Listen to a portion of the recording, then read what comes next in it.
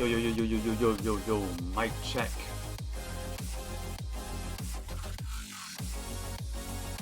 Is it working?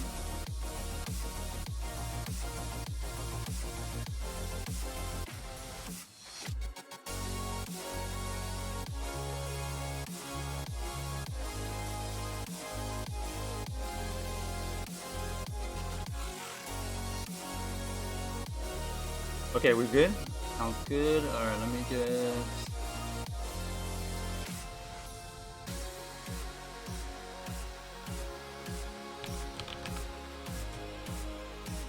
get some stuff set up.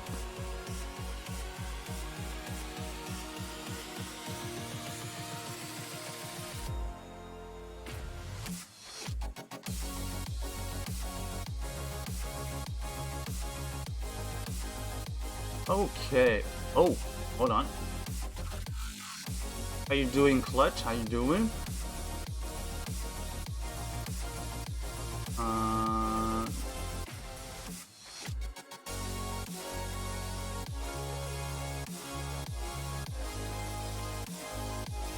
Let's start off with the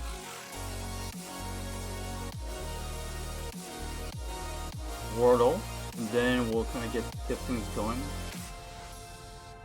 A little warm up time. Oops.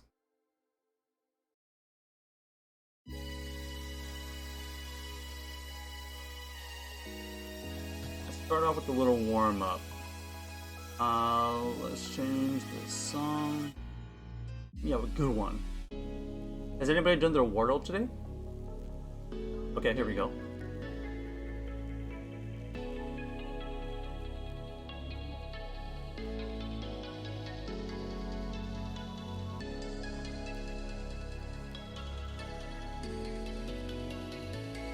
On the big drop.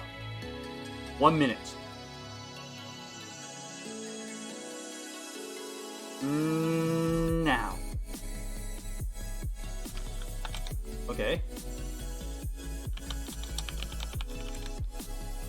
Ooh, not a good start. Not a lot of interesting hints. Okay. I feel like it ends with a Y. I was gonna guess Terry.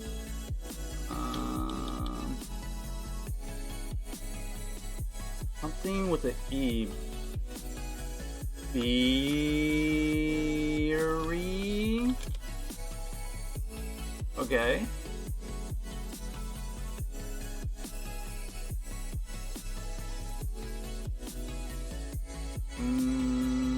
Jerry. No, there's no E. What am I talking about?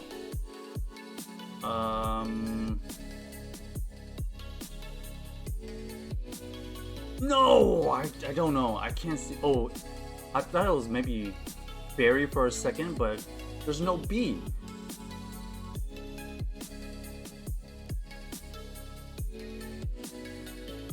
Wow. Not many helpful hints here, huh? So we know there's another E somewhere, so it has to be like E something. E. Oh, every. Dude, that is so lame. This tricked me up so bad. I hate it when it's like double vowels. That is the worst. Every. Unbelievable. Alright, starting off with the L. Starting off with an L. Hold on. Give me 1 second here.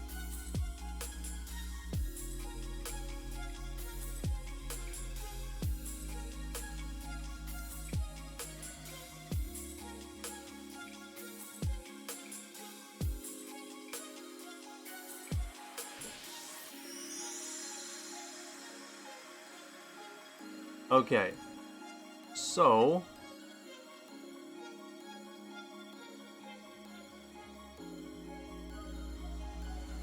let's get into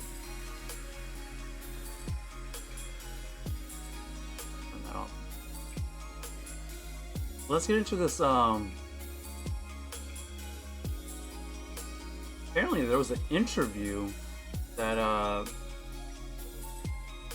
this Eurogamer website did with, I guess it was one of the VPs or one of the developers, and it kind of gives you a little bit more insight to like why they did these changes. So we're gonna go over this.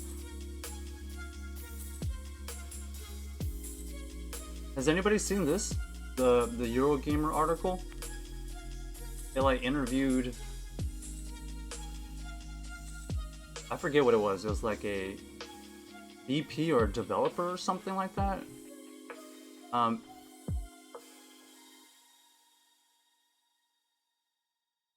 Somehow they released this with the news yesterday, because this was published on the 30th. So we're just gonna go over what they say here and see if we get any more insights into like what they were talking about. But essentially, they released the news yesterday. By now everyone should know remote raids prices, how you use them, or how many times you use them are changing in about a week. But I guess this is kind of a interview they released as the news dropped yesterday as well. So let's just see what it says. Let me just turn this down just a little. Background. Okay, as you can see, PokemonGo developer teases blockbuster slate of summer features amidst major remote raid changes. So this is a pretty big headline here. If this is actually true, let's see exactly what they're talking about here. Popular method of playing at home to be capped almost doubled in price, was basically what happened. This is from Eurogamer, by the way, so it's a little bit lengthy, but like obviously we'll see step by step what they're talking about. PokemonGo maker Niantic has announced a set of changes to remote raid gameplay in a bid to rebalance a lockdown era feature it says has grown to overly dominate the app's economy and game balance. Yeah. I think this is kind of what we talked about yesterday from Niantic's side. They really feel like the remote raiding thing is currently imbalanced, mainly because a lot of people are using it, right? Because it's such a great feature. It's like one of the most game-changing things within the era. So that is pretty much true. Beginning next Thursday, the 6th of April, players will be limited to a cap of 5, okay, per day. If you didn't know that, this is kind of a recap. But it could change with certain events. We already know the cost is increasing from 100 to 195, 300 to 525 for the bundle. To counteract some of this, a discounted 3-pack of in-person raid passes will be added to the game shop, while the end-game XL candy resource will be made more abundant from in-person raids. Okay, a couple of things right there that just kind of popped off. The end-game XL candy, so they view XL candy being the final thing you need to do to level up Pokemon. That's interesting. We kind of talked about, like, would it be interesting if they required another kind of evolution tool to get to like level 50 now? But it seems like, as according to this article, Eurogamer, which regularly does interviews with Niantic,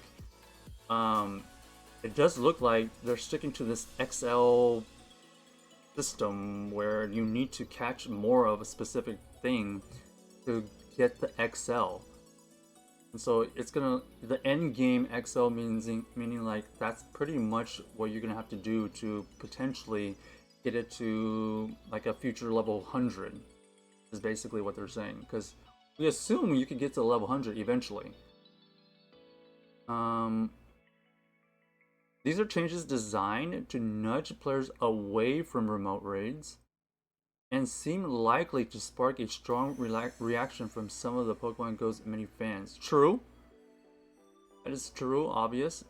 In particular, those who previously campaigned against the disappearance of the app's many lockdown era bonuses, which made the game easier to play.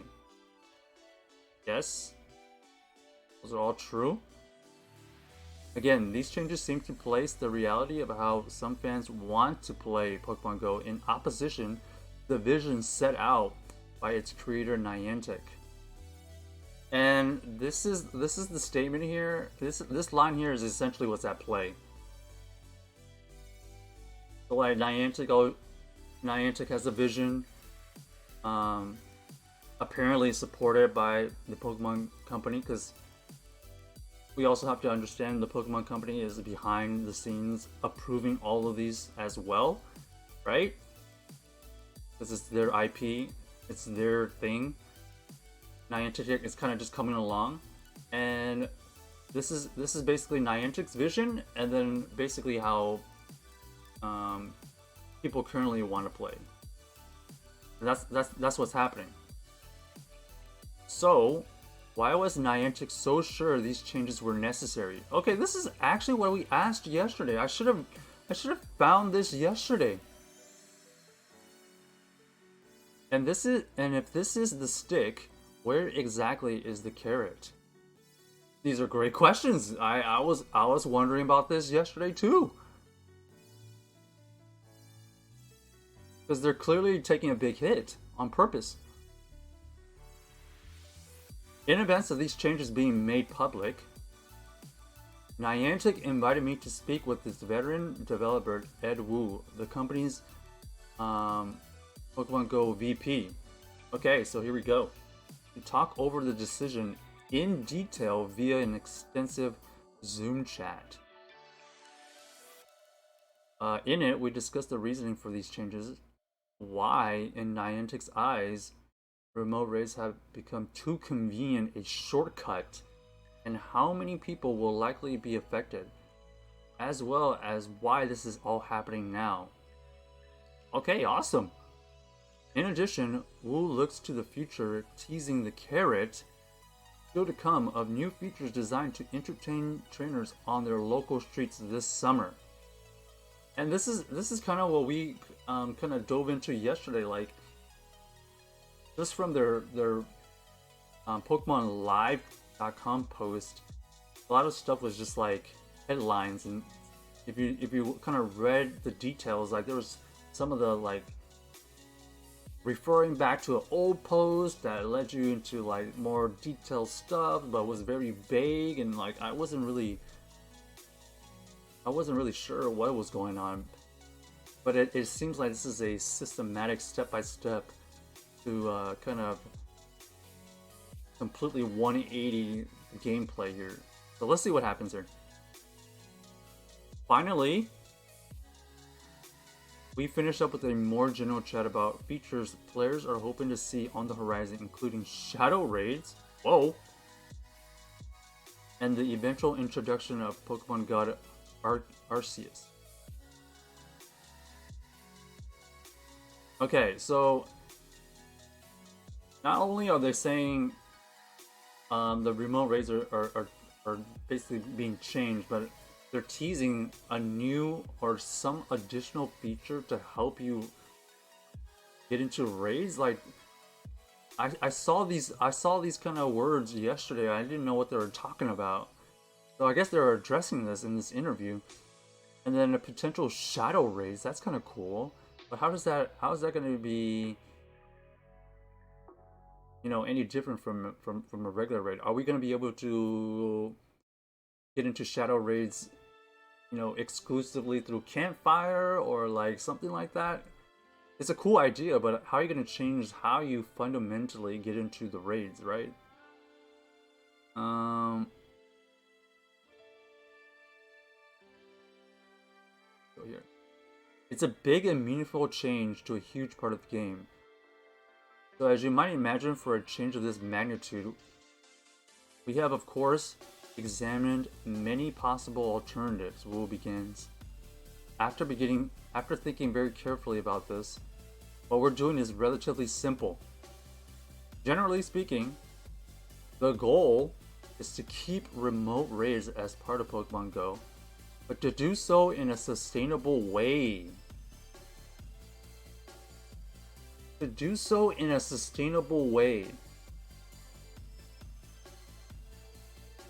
They've mentioned this word very, very, very often here. In my mind, it basically means remote raids, for some reason, or in their mind, is devaluing their game in a way where, like they say, they cannot sustain it for a long time, for a long term. Why that might be? I guess because not only is it like cutting out the part like you have to go to places, but also how much value you actually get from a remote raid, right? Think about how much value you actually get from a remote raid. Not only can you do it from anywhere, anytime, but you almost get the same rewards as a person going to a particular gym, right? So like it makes it so you get all of those things that you don't have to you get without having to actually go through the process of going to an actual place. And also maybe they're thinking because you are so easily get into like megas and legendaries, there's no uh, sense of hype or sense of excitement, I guess, when kind of raids rotate, because there's no like there's no need for a time pressure because you can literally do it anytime, right? Which also kind of like takes away from, I don't know, your local raid hour or something like that. You know what I'm saying?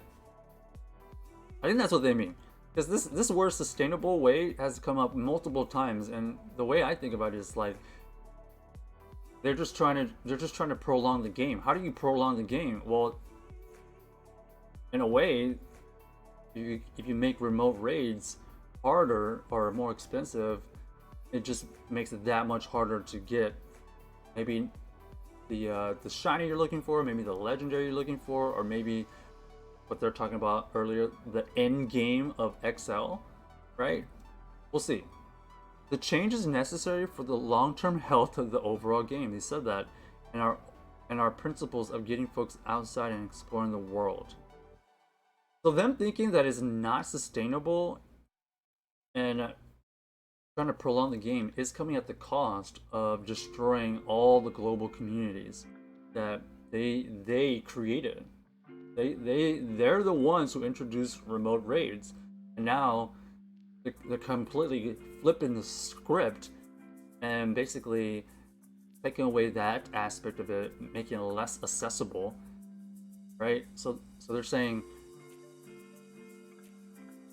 in order for them in their mind to be long-term overall healthy, they basically got to cut back on having it accessible to people.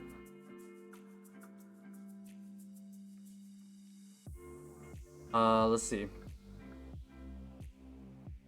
The world has largely moved back outdoors, and remote raid passes have come to dominate the overall experience of playing in a way we never intended. Yeah. It's become essentially a shortcut to playing the game. We've seen an imbalance because the current price of remote passes is matched to the premium battle pass, which is distorting the game economy and making the game unsustainable in the long term. There you go again. They say that word again. So this all comes down to them trying to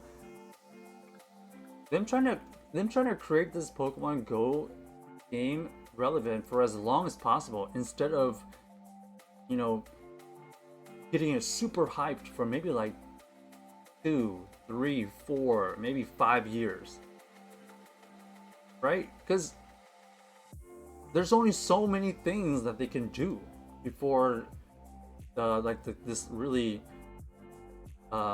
this current player base, I think, is gonna kind of lose interest, because there's gonna be no more content. Whether you release all the shinies eventually, whether all the generations are gone, right? Eventually, there's just nothing left.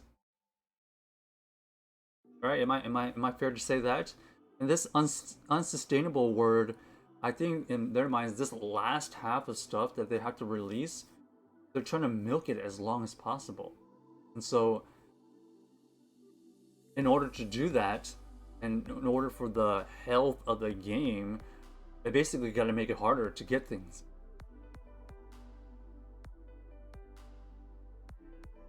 At the expense of making it available to tons of people. So instead of trying to be short-term focused, they're trying to make this super drawn out and relevant for longer periods. That's in their mind. That's how I'm reading this thing. But this point here is also something I've mentioned before. The current price of a remote pass is matched to the premium pass. So basically, exactly what we were saying. Why would you ever use a premium pass if you get the same value, right, as a remote pass, and you get to skip, all the necessary steps to actually use a premium pass? So in their mind, they're comparing the two, like, value wise, instead of like thinking of it as like, oh, it's more of a remote race opens up the availability to everybody. So like Niantic side, they're thinking of like, oh, how do we make this game longer and last longer and draw it out, and like, um, you know, and then the player side, they're trying to get as much accessibility and bigger player base as big as possible. When Niantic is clearly saying they're not so necessarily worried about making it accessible to everybody, right? Like, sure, we'll have remote raids as an option, but it's gonna cost you. It's gonna cost you more. You can still have it, but it's gonna cost you almost double.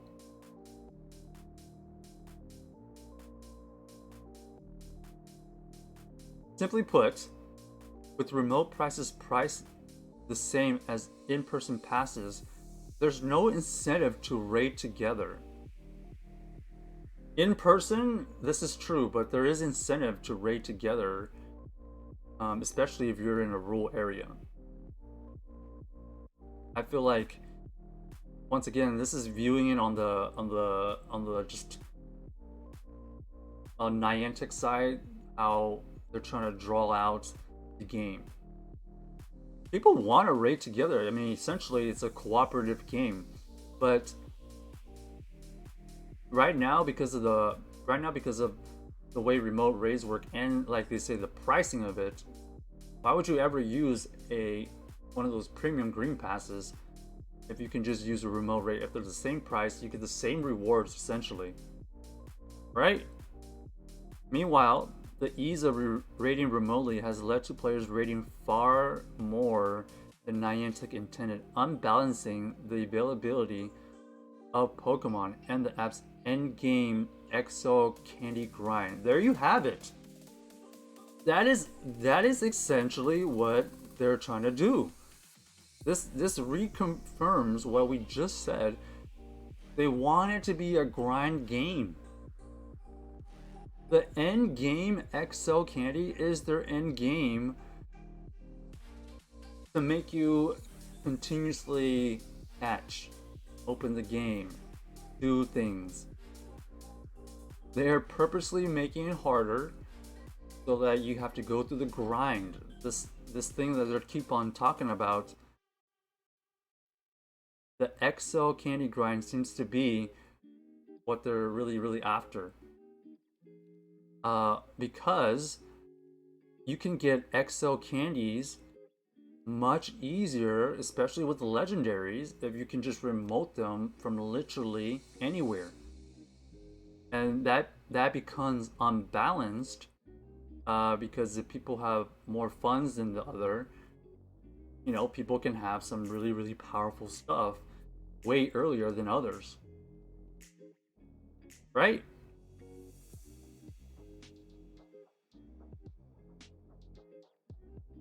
Because think about it.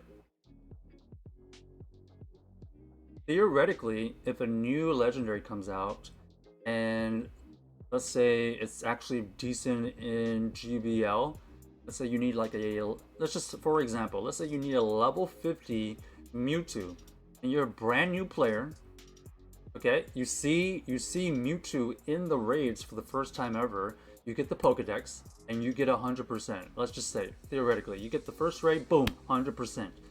Then, in that time and moment, you're kind of incentivized, because you're like, hyped about it, and you're like, oh, this as a level maxed out would be awesome. So then you go super hard, just remote raid, boom, boom, boom, boom, boom, boom, boom. Theoretically, you could get a level 50 maxed 100% Mewtwo probably in a day at home, right? I don't know how many raids that takes, but you need 296 plus the original candies, right? To max it out.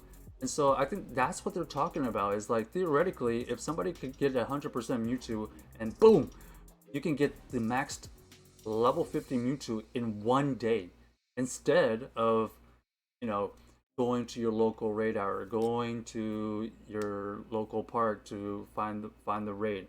It definitely is like harder. They're definitely trying to make it harder. They're definitely trying to draw out the game by this Excel candy grind, okay? They're trying to make this process right here harder. And remote raid simply,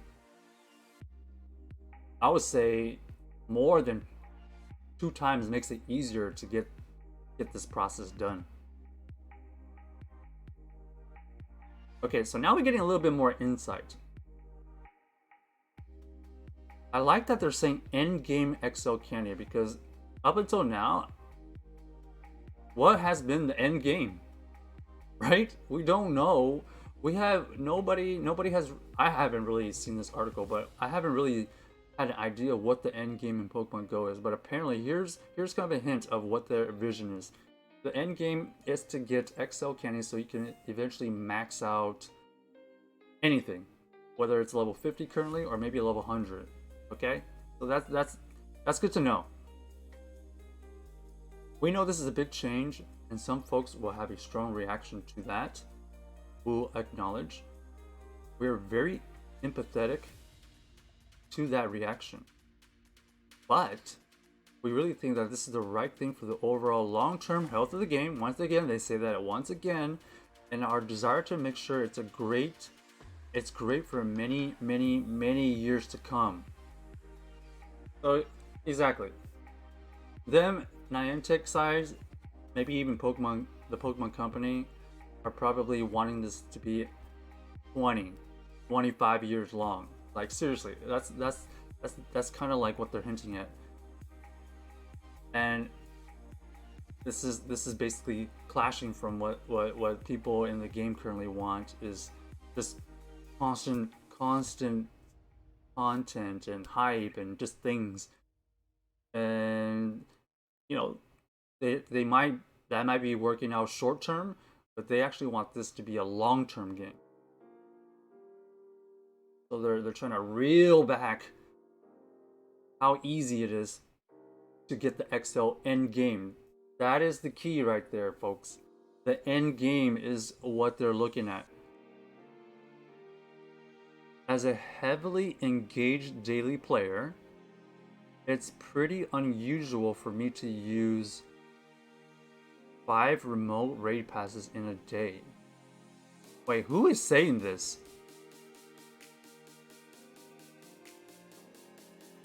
This is not. Who is saying this? Is this the this is not the developer, right? This is like the article writer or something. Okay, and it remains to be seen how often Niantic will lift that cap. As it says, it might for special events. Okay, yeah, it's the article writer. I was keen to find out how many people Niantic expected to be impacted by the introduction of a cap, and how the company's own metrics showed the extent to which remote raiding was dominating the game currently. But I think this part right here is just solely from, who's this? Tom Phillips, deputy editor. So he's saying like, I don't know what this heavily engaged daily player means, but apparently they're engaged, but they don't really use remote passes. You know, that's his view. It's different for everybody. All right, so this is from Wu, Ed Wu. There's a wide variety of folks who play Pokemon Go, Wu said. Generally speaking, the number of people who will be affected by the cap on a day-to-day basis is a relatively small part of the total set of folks who play our game. Probably true. Probably true. Because daily, are most people using 5 remote passes on a day-to-day basis? Most people, probably not. Probably not. There's definitely people. It's often sometimes useful to ground what the medium player of Pokemon Go is. It's something I talk about with the team all the time.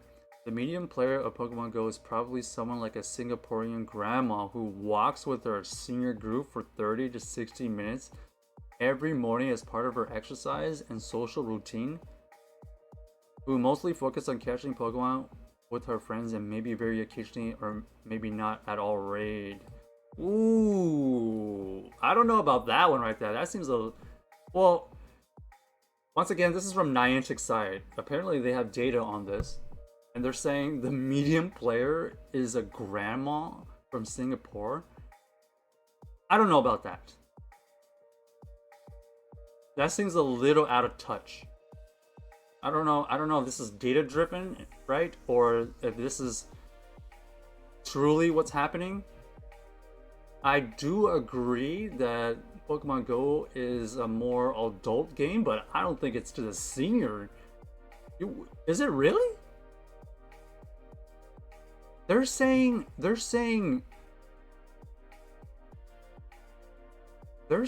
more seniors play than the average player is almost a senior citizen than anything else. That's essentially what they're saying. The medium player of Pokemon Go is a Singaporean grandma. I don't know about that. I'm gonna be honest. I'm at the park, right? I'm at the events. Not many grandmas and grandparents out playing. More so adults, but I wouldn't say it's like seniors. I could be wrong. I don't have the data. I don't have all the data. You know, that's just from my city, right? But it's a global game. Maybe there's just way more older Asian players playing, dominating that data. Who knows?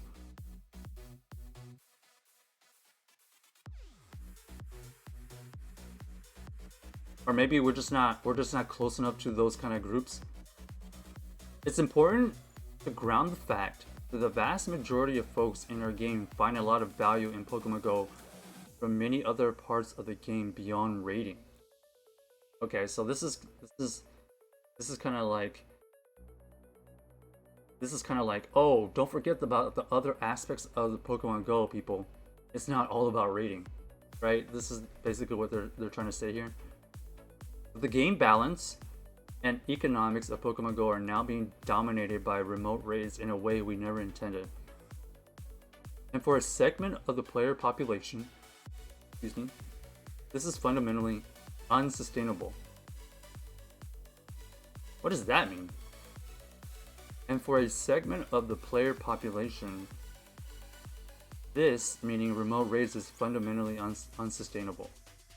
Okay, I kind of get that. They're saying like not everybody's going to be raiding all the time. So it might like deter them from just playing because they feel either FOMO, they can't keep up. Or like, if you need XL, you're going to struggle to have anything viable in Ultra League and Master League in like GBL, for example. What else? It constitutes a small part of the player population.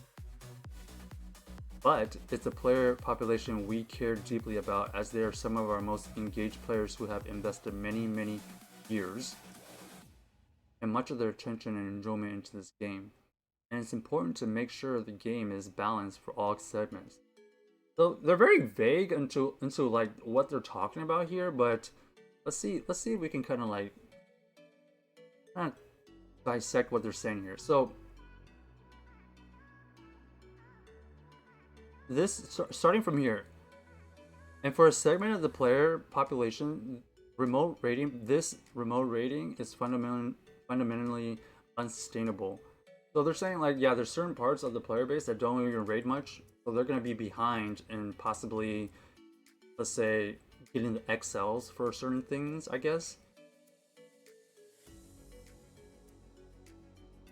because they're not so much into raiding. But they're saying it's a small part of the player base, but they care about these people because they're the most engaged players who have invested many years and much of their attention and enjoyment to the game.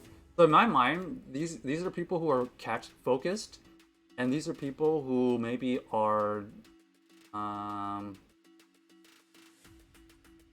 opening up the game every day, but not necessarily raiding. Like they open up to like spin a stop, or maybe they catch, or maybe they happen to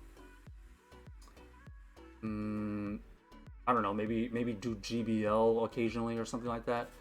So when they say the most engaged, they're talking about like how they actually interact with other aspects of the game, not necessarily just raiding, right? Because this small player base that they're talking about is going to get left behind if it's all about raiding, because they're not necessarily doing raids. And then they're in their mind, that's making the game imbalanced, and they're trying to get more up all the segments balanced. That's how I read that. Let's see what else. But what is it about the game's balance that Niantic is trying to fix? Thank you. This is what we're asking. This is what we're asking. What is the alternative future where the current state of the play continues unaltered? Niantic is trying to avoid. Okay, thank you. I should have read this yesterday.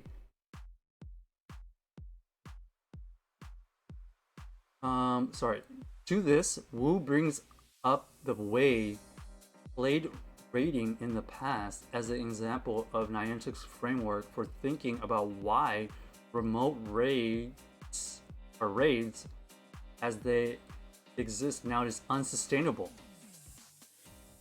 When we debuted raids in 2017, the requirement to encounter and defeat a raid boss meant you had to gather several of your friends, family, and colleagues and go out in the same place at the same time to a gym. Okay? And then, once you defeated it, if you wanted to walk with that group to try again, you all had to walk 10, 15, 20 minutes to the next gym together. This is giving me more insight to like what they're thinking. This is telling me they don't care about necessarily the global community or how efficient remote raids makes things. They care about the process, the journey, and the way you do the raids. This is becoming more clear to me why they're doing this. They want the game to be harder. They want the game to be about obviously trying to go to these places as much as possible. But on the flip side, not everybody can do this. So they are basically trying to really amplify, and they're trying to make city play as great as possible at the expense of making it accessible to everybody.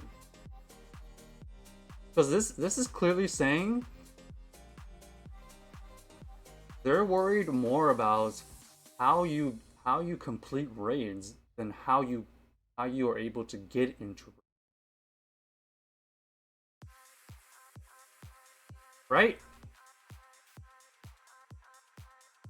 So This is giving me more insight to like what they're saying.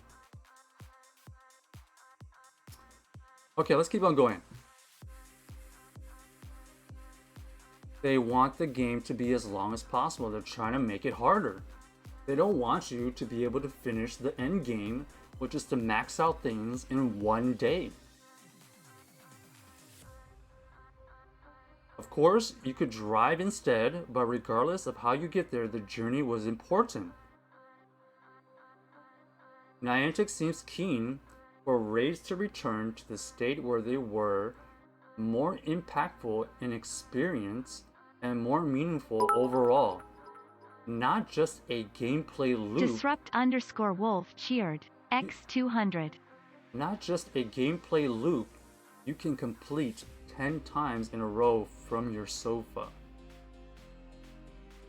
So once again, this is a repeating thing that they're talking about. The journey, the process, you know, all the steps you need to take to actually complete a raid in person. Think about all the things you need to do, okay?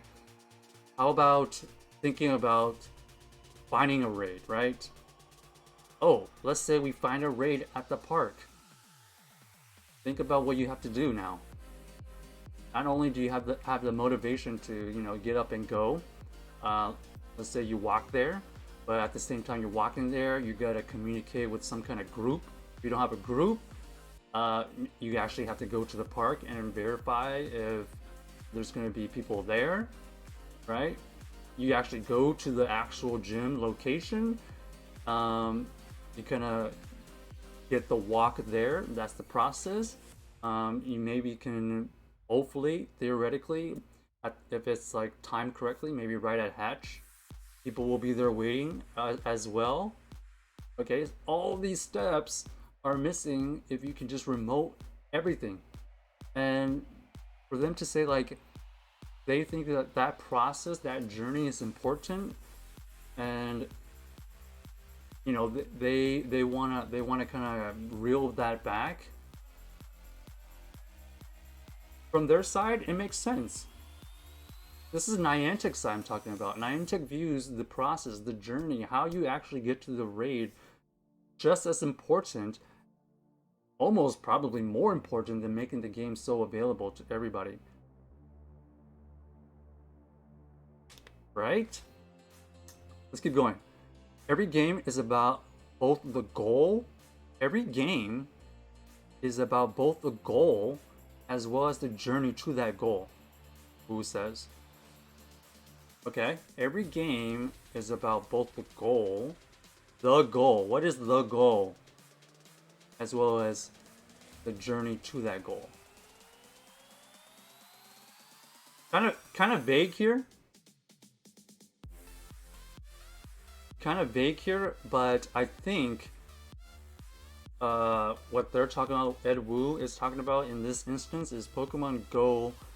The goal in their mind is the XL candy to completely max out stuff. I think in their mind, the end goal, like we talked about earlier, is being able to max out any given Pokemon, whether it's legendary, a common catch, a mythical. Because every game does have a journey to whatever end goal. But in their mind, the end goal is this XL candy grind. It's making more sense to me. I hope this is making sense for everybody too. I hope everybody's following along. If anybody's kind of like not following along, let me know. Let's just hey, what's up, Disrupt? Thank you for those bits, by the way. I'm just trying to get through the news without constantly going to the comments, but I think level 31 should activate the XLs, and you need to keep catching stuff. I don't think it's automatically given to you for every catch. It's a chance. It's a chance for you to get XL. So after level 31, you should be able to get XLs, but it's not a guarantee. Let's keep going. This is the Euro Gamer interview with Ed Wu, one of the Pokemon Go VPs. This is where I'm reading from. I didn't see this until today. The value folks may be thinking about and geared towards is that end goal. But actually, the value they're deriving from a game comes from the entirety of the journey to that goal, and remote passes are a shortcut through that entire journey. This is true. This is true. This is essentially what's happening. Niantic wants the journey. People want to be able to access the game as readily as possible. But you have Niantic's vision, and then you have the players wanting more accessibility and easeability. I don't think those are the same, but yeah. Because once again, Niantic views the end goal being XL candy and maxing out stuff, whether it's level 50 now or maybe level 100 in the future. And if you just can easily get things maxed out in one day, that essentially shortens the lifespan of their game, because more people can complete it in a shorter amount of time. Right? Makes sense? Especially legendaries. Especially legendaries. Because that's like the ultimate thing people are trying to max out. Many games have shortcuts, right? Wu says, explaining that any game which isn't just geared to take your money has to balance that. Yeah. When games offer shortcuts, they also ensure these don't distort the overall value of the game by doing things like imposing limitations on the number of items they can be used. So in many ways, this is actually very analogous to a wide variety of games that have similar loops, and where ultimately a game is about both the journey as well as the destination. Does anybody disagree with this?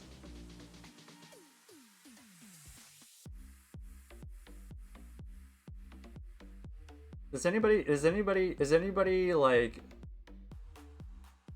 seeing things a little bit differently?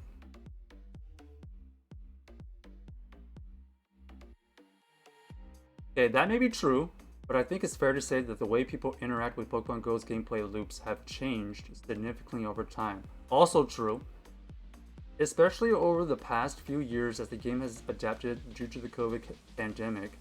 Almost every bonus introduced in the early lockdown year has been now removed, which makes these changes now seem at best rather late, and at worst an attempt to tune the game back to the time some players have now permanently moved on from. True. That's basically the struggle that they have to deal with.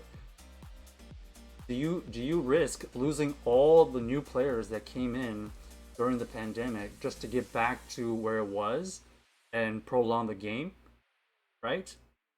In their minds, or you continue this path, and let's say theoretically they didn't reel back the remote raids. How much longer do you think Pokemon Go would have lasted? What does everybody think about? What about that question? If all was the same and they didn't do anything at this rate, how many generations do we have left? How many years until all of the shinies release? Given that each year they're releasing all the shinies for each generation, I would say 5-6 years max.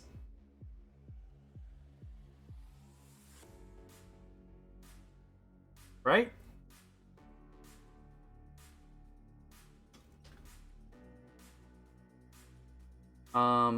What else? Remote passes are such a huge part of the game's overall economy and balance for a number of players that we wanted to be careful and thoughtful about approaching changes. Who says? When I ask why these changes are happening now, one reason Niantic is optimistic about these changes is the engagement it has seen in the recent introduction of in-person only raids. Huh?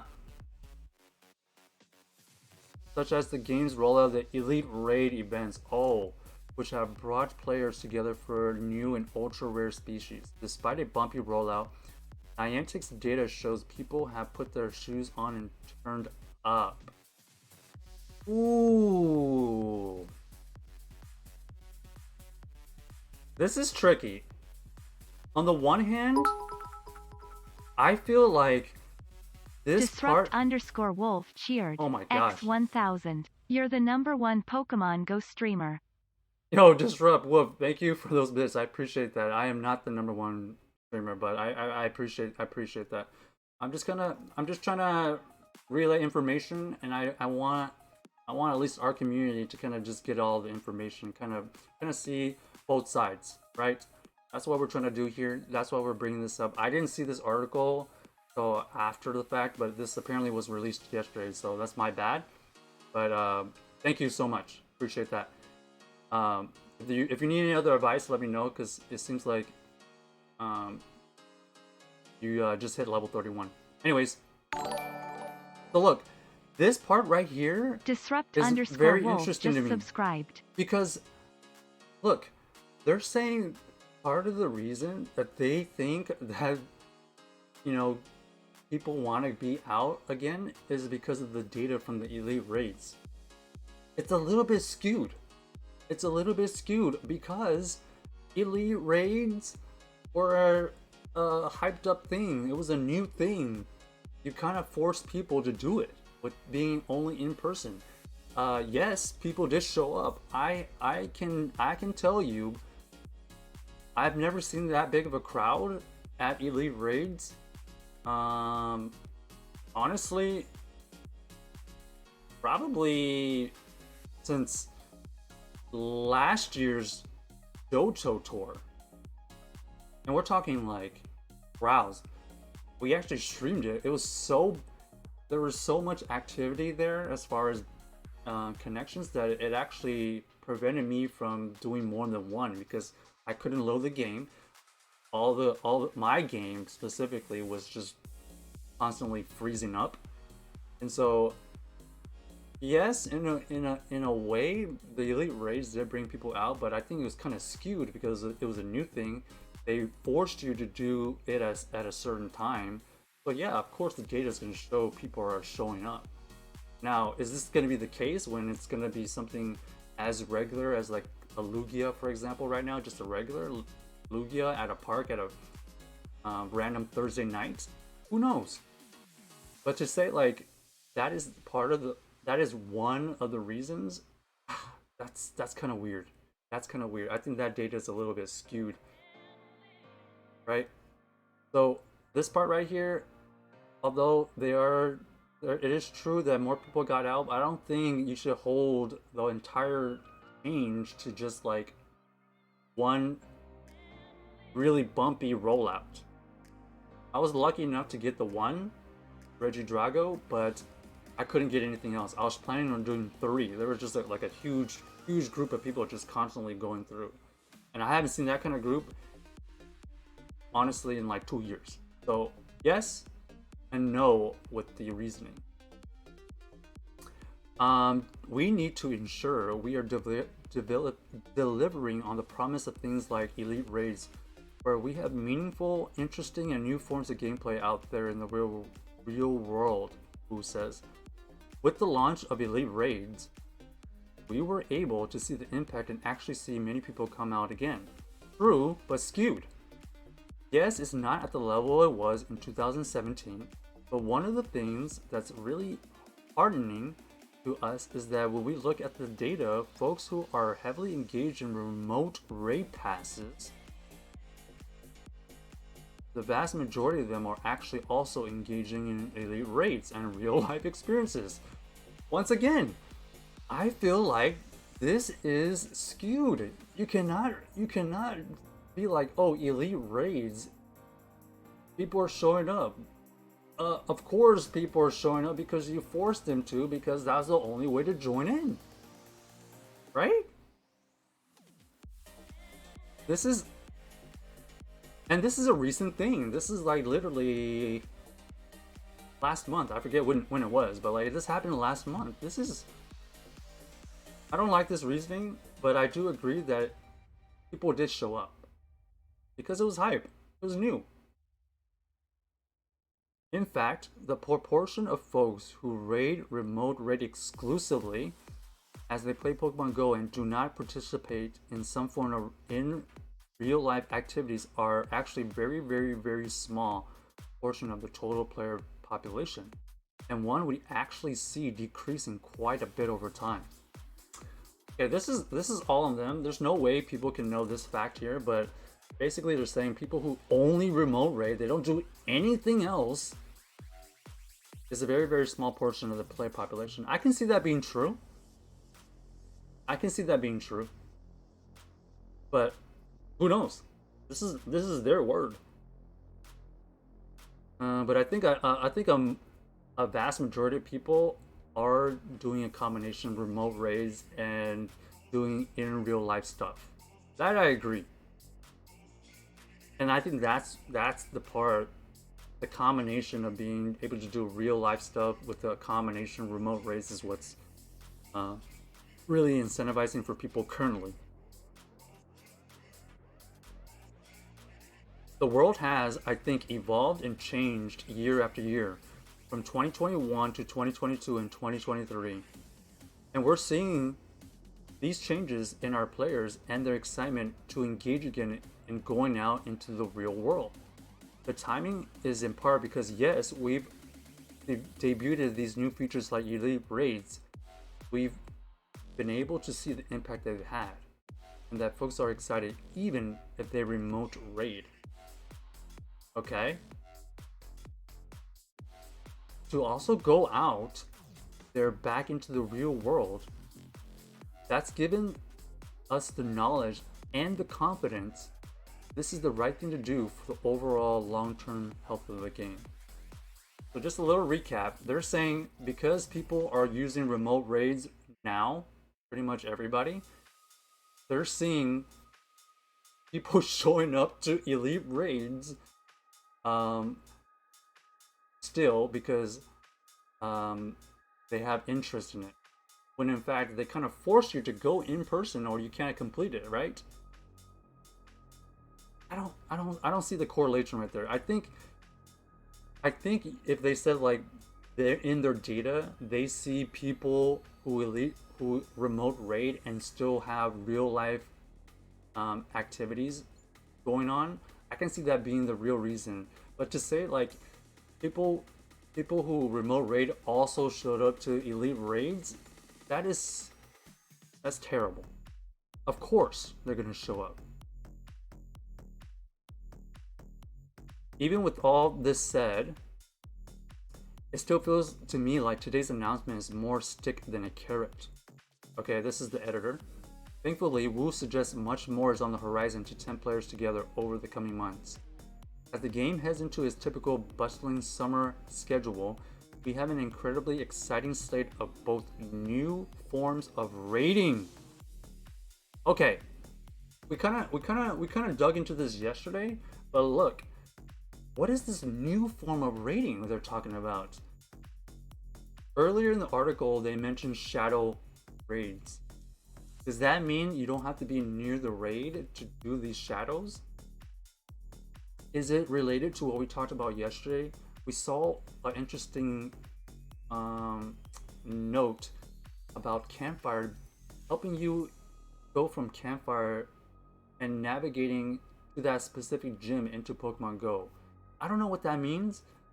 Obviously, they're keeping it close to their chest here, but this is interesting.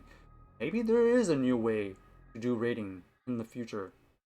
Maybe we don't have to do these remote raids. Maybe there's like a way we can get into Campfire, and if there's enough interest in there, that triggers us able to head into the game, into Pokemon Go, and go to that gym. I don't know. I don't know what it means, but they're saying like there's gonna be some kind of alternative to remote raiding in the coming months, as well as new features in store we're working really hard on. Okay, that's whatever.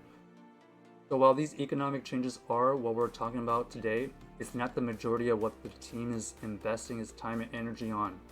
One of the things that's really exciting to me having led the development of raids and our social trading and gifting features, as well as our buddy features in PvP over the past few years, is that I really do believe we have a blockbuster slate of summer features that rise to the level of importance for the game. Super vague. Nobody's gonna really read into this until it actually happens. I'm super excited about them. I'm sorry that we're not ready to talk about them today, but some of them really are incredible new raiding experiences. What do we think about this? Is this something to be hyped out about, or are they overhyping it to kind of soften the remote raid nerf? And we've also got other features in store to bring new, meaningful ways to explore the world together as those previous features did. So they are really hyping up this next few months to kind of not only soften, but to kind of give us a new way to do these raiding things. Is the new way to raid going to ease the way we can get to raids, or is it going to be a way to get this Excel grind that they're talking about much simpler? Stay tuned, I guess. There's no real telling until it happens, but for right now, people are seeing more so like the huge nerf to remote raids.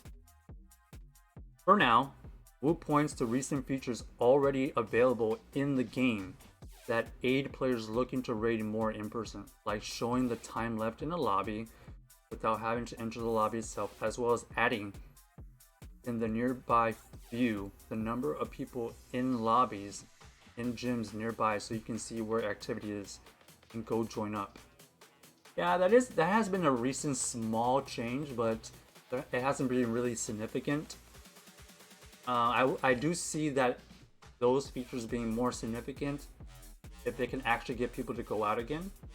Okay, so we'll see if that actually works out. Additionally, Niantic's social app Campfire will soon be released globally with new features currently in the testing.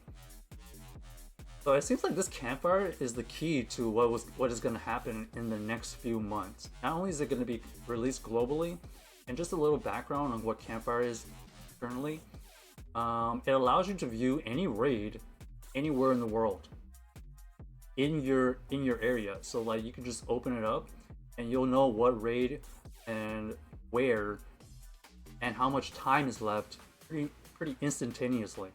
At the same time, they're trying to make it where you can actually message people or even notify other people that you're around. Theoretically, it's good. How they implement it, we'll see. Do people actually switch from their local Discords, Messenger, or Facebook groups just to use Campfire? Who knows? We are committed to making this a change where it's not just about the economy, Wu continues, but really meaningful, making in-person raiding easier and an exciting part of people's lives again. So I think all is well if they can somehow, if they are themselves stating that in-person raiding is going to become easier. Yeah, it's going to soften the blow to these remote raids. How do you do that though? We'll see. How do you make in-person raiding easier? I couldn't finish our chat without a quick question about shadow Pokemon in raids. An unannounced and unconfirmed feature, which some fans with a keen eye on the game's files believe they have seen some evidence of. They'd be a great candidate for raids, not to say yes or no that we would do it, Wu says. But if we're going to do it, we want it to be a meaningful feature that is interesting and differentiated, and not just like, oh, we're just going to put that shadow Pokemon into a raid rotation. Okay? Generally speaking, we want to do things that feel great when we do them and are a new, memorable experience that ties people to the Pokemon they are encountering and catching, to the location, and to the memory of actually working with others to take on something really epic. Whoa, Shadow Pokemon are going to be epic? They're going to be that hard? So yeah, it's a great idea, but let's put it that way. Okay.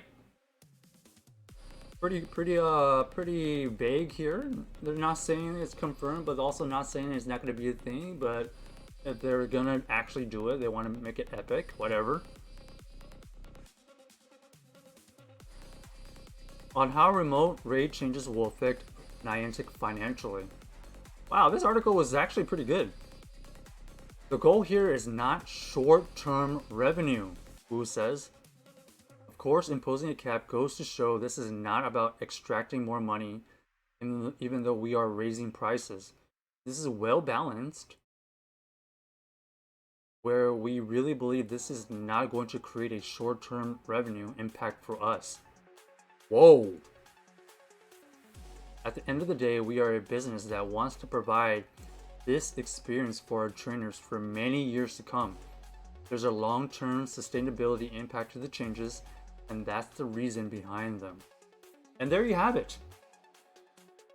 They, in fact, acknowledge that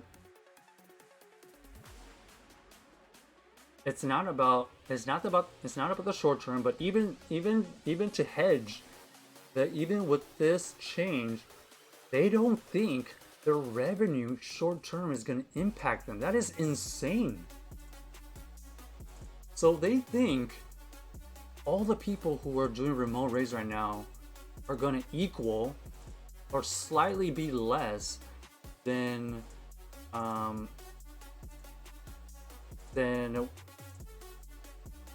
right now. So basically, the amount of people remote raiding are gonna equally move to in person. Wow. I don't know about that. They're definitely gonna take a huge, if not, they're definitely gonna take a hit short term. Because once again, we talk about using these premium passes. There's several steps that you have to go through just to get to the raid. Wow, that is actually kind of crazy that they said that. I think that's just smokes and mirror here. But I think long term, I think if what they're trying to focus on is the long term longevity of this game, yeah, that this was gonna happen.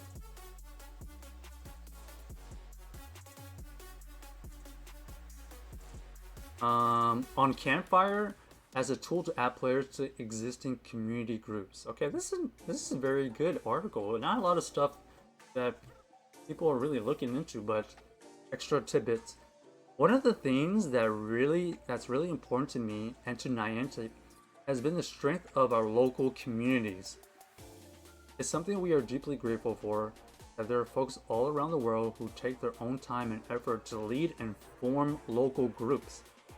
And those exist on a variety of different kinds of channels. What we're trying to do with Campfire is to provide a meaningful way for those existing groups to find people in their local communities and find people who are interested but maybe not aware they can group up and get together, and for those local communities to grow. Theoretically, this is nice and dandy, but like how are you going to get people from established groups and other apps to actually go over to Campfire, right? That's a huge jump. It's not that easy. It's really not that easy of just saying like, oh, we have an easy way for you to add existing players if you just go to Campfire. On whether future new features or types of raids will be in person only. The new features that are coming really span the gamut, and it's maybe not quite as binary as remote versus local raids. Hold on. Whoa. they actually have something in the works that is in between remote raiding and local raids? Whoa, that's kind of cool. That wouldn't make sense. If they'd actually find a way to blend how you do local raids and like remote raids, that actually is actually cool. I'm excited about that. I don't know what this is, but they're obviously saying there's going to be a new feature that's going to be able to be a hybrid of what currently what we have remote and local. There's going to be a way to kind of do raids from a distance, right? Raiding is a very particular feature, right? Let's take, for example, gifting and social, a very different kind of feature, but with the elements of exploration and social interaction, even if it's not real time or in person. I am very, very excited to see the uptick by our player community of sending postcards after Vivian launched. It's consistent with Niantic's values of exploring the world, finding new places, and sharing those places with your friends, even though that might be remote and asynchronously.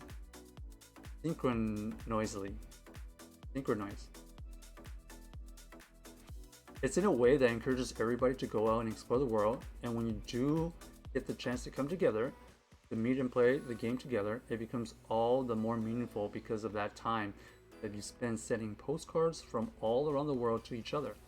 But I wouldn't put it necessarily into local versus remote features, that kind of binary bucket. There are many meaningful ways we can inspire folks to explore the world and have social interaction. And I think our future will reflect that diversity of our player base in the way they approach the game. Okay. Once again, very vague in what they're saying, but they're saying like, you know, basically you can do things in the real world which helps you remotely or interact with people later on.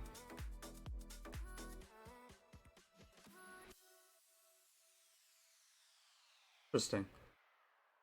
On the long-standing remote raid damage buff coming a permanent feature. We're not making other changes right now. Over time, we might. One thing that's important is a variety of limitations around remote raids have not addressed the fundamental issue of the imbalance they create in the game's economy, but a daily cap absolutely will. And that gives us a lot of more confidence and freedom to make other changes without worrying about their distorting effects. So, nothing to announce there, and we are really trying to keep the changes simple. Frankly, we could go and change a wide variety of things, but right now, we're trying to keep it simple. So essentially, remote raid damage buff is probably going to get removed eventually, but not right now. On the likelihood of EX raids returning. Whoa. We're trying to evolve them in a variety of ways. I was very close to the development of the EX raids. This is Ed Wu talking about. They're very near and dear to my heart. At the same time, I want to acknowledge there were ways in which it was difficult to schedule them and to get the right set of folks scheduled to play together at the right place at the right time. 100%. If you were doing EX in the past, you know exactly what they're talking about. I think it was often a source of frustration for both the community and for us, and so we're looking to evolve EX raids. And you can see that in the things like elite raids. This is not to say we wouldn't try EX raids again, and I don't want to categorically say we will never will, but we are also cognizant of some of the frustrations folks have around them. Anytime we want to approach it again, we want to make sure those are well addressed. Okay, interesting. Not really committing to EX raids, but I guess elite raids are the evolution to it. And on the future of Arceus, plus whether it may finally arrive via elite raids. I don't want to commit to anything, but let me be clear about that. But anytime we introduce a Pokemon that folks really are excited about, we want that to be a really epic experience. One thing I point to is Kecleon, which was hidden away for years. We wanted to do something which befitted that Pokemon and the wait and excitement for it. I'm really glad with how that turned out in practice. It generated a lot of excitement and got folks to notice their local Pokestops a little bit more in a way they hadn't before. This part is true. It is cool that they limited it to only Pokestops, right? It's like a secret, sneaky way for them to get people to go to stops. But also, it comes at the expense of places where they don't have a lot of stops. If you don't have a lot of stops, you can't really have a high chance to find Kecleon.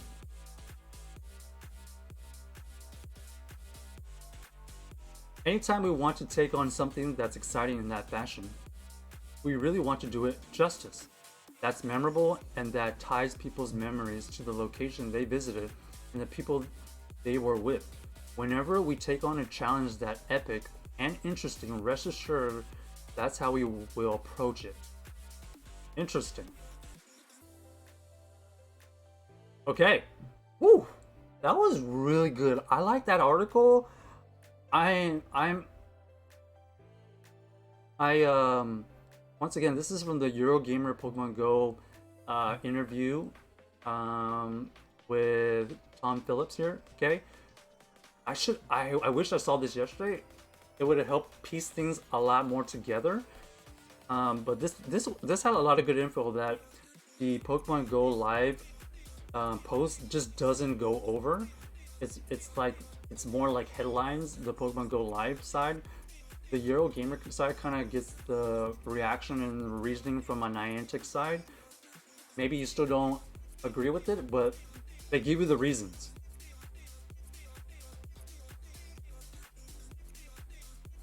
That was a lot.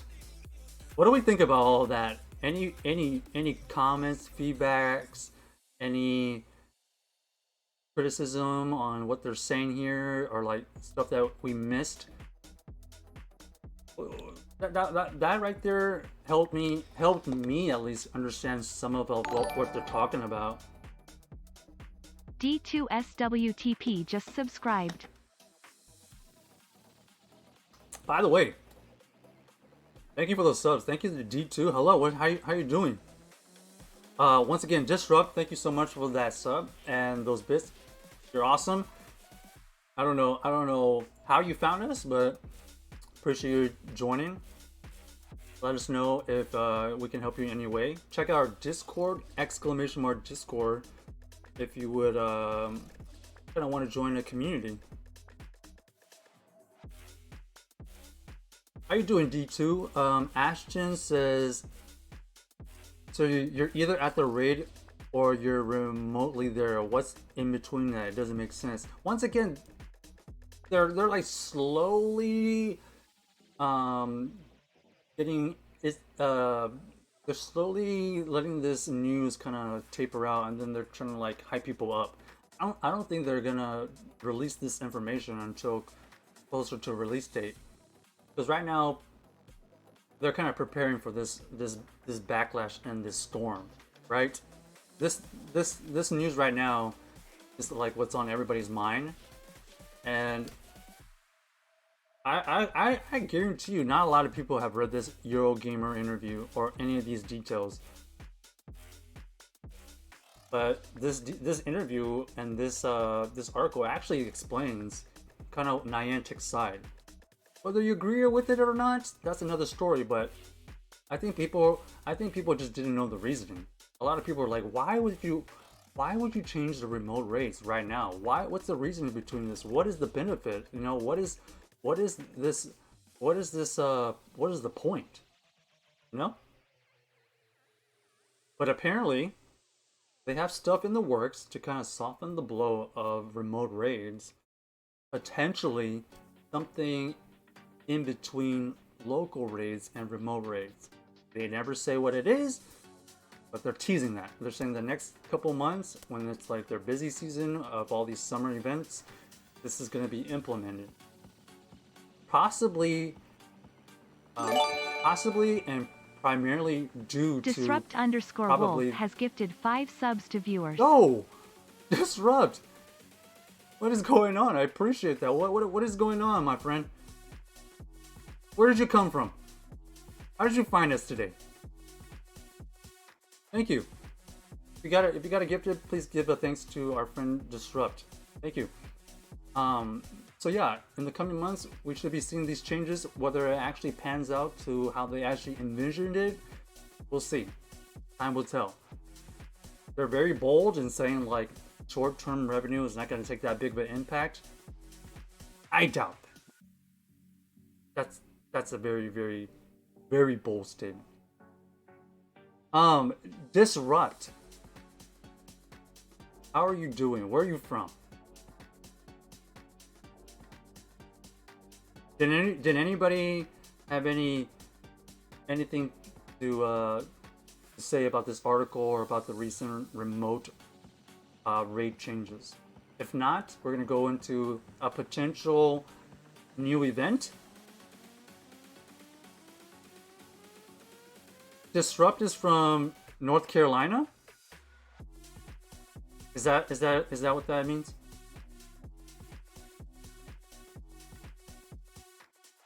Are you a returning player? Are you just trying to find raids these days? What's your situation? We've actually been playing since the beginning. I would say mid-July. I would say we've been playing pretty consistently from there. So we've seen the entire Pokemon Go era, the evolution, the downfall, the changes, the craziness, and now it looks like we're entering another era of the game. For better or for worse, who knows? But in Niantic's mind, this is going to be better for the long-term health of the game. You're a returning player?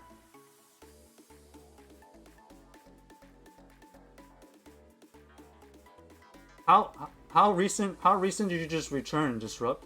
Welcome back. This is kind of a interesting time to come back.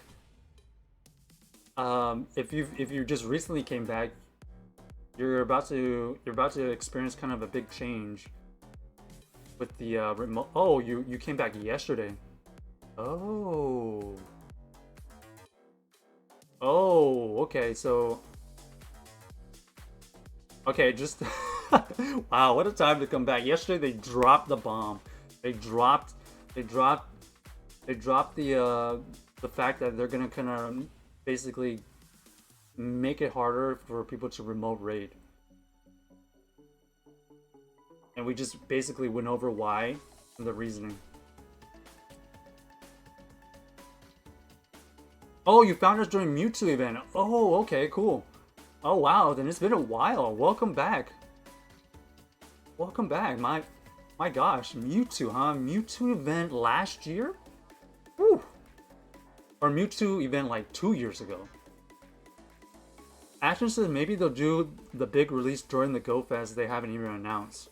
Yo, Ashton, if previous years has been any indication, they usually release the big feature before Go Fest because they kind of want that big feature to be used in their busy season. So I'm probably expecting the big features that they're trying to implement definitely before June, possibly in May, possibly in April, late April, who knows. But we don't even know GoFest dates, so we can't even talk about that yet.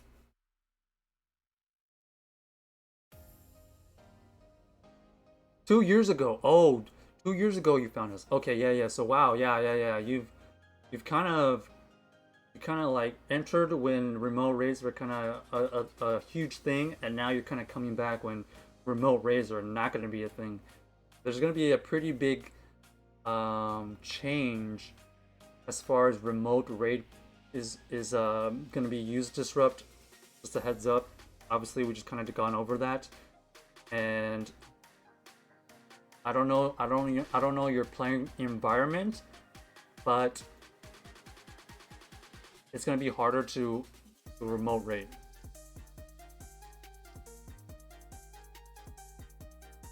Okay, so that is that. That was actually a really cool article. I don't know if people saw that already. Very insightful information. Two takeaways that I got from it. Niantic views the end game in Pokemon Go being the XL candy grind. With that in mind, they want you to be grinding for that XL candy in every sense of that word. They don't want you to be able to what they call shortcut and just be able to complete a max level 50 or max Mewtwo in one day from home, theoretically. And then number two, they basically want the game to last as long as possible, and so they want to make it harder short term now, or I would say just harder in general, so that their game could be more viable for a longer period than pretty much. I would say 5 years is what they currently were on pace to have, because it looks like they're releasing shinies every single year, the whole dex or the whole generation, the whole region. So by the time that happens, you know, what are people going to go after? Okay, so that's that. Let's move on to the next thing that I wanted to kind of go over. Leak Duck is showing that potentially there's a Pidgey event for the April Fools. April Fowls Day. Pidgey Pandemonium. Apparently, it's Saturday from 1 to 7 local time. Emergency, we have a feathery fiasco on our hands. Over the years, trainers have transferred Pokemon to Professor Willow's lab. Perhaps too many. As it seems that the integrity of the Pidgey pen has been compromised, and now all those transferred Pidgeys have flown the coop. You read that right. There are Pidgeys everywhere. Please help us catch the rogue Pidgeys before the pecking order is upended for good.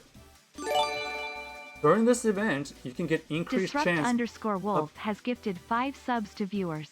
Disrupt! Thank you. You're insane. Okay, increased chance of finding extra small and extra large Pidgeys during the event. You can find a bunch of Pidgeys now. They can be shiny. Here are some tasks. If you transfer 3, you get balls. And you can get Pidgeys. I guess technically it's not a Ditto event. It's more of a Pidgey event that could potentially give you shiny Pidgey. Over the years, trainers have entrusted Professor Willow with their Pidgey to research, but now they've flown the coop. And then Saturday, April 1st, from 3 p.m. to basically midnight, you have the exclusive event to complete. So we don't know those details yet, but basically from 3 p.m. onwards is the Pandemonium event. So if you're looking for something to do, we have a Pidgey event that starts 3 p.m. Saturday, your local time. So that's a good time to kind of get this event completed. We don't know what the tasks are, but it seems like instead of a Ditto event this year, they have a Pidgey event that could potentially be shiny. So if you're curious about that, there you have it. That's going to help you to get increased chance of getting the extra small and extra large and Potentially, I don't know if it's an increased chance. Increased chance of only the size, but maybe shiny Pidgey slightly increased. Who knows? More details to come, but that should be incoming for the April Fool's event. No longer the Ditto event, huh? And that's that. What's up? Not Jose, redeem hydrate. Okay, everybody get a hydrate in.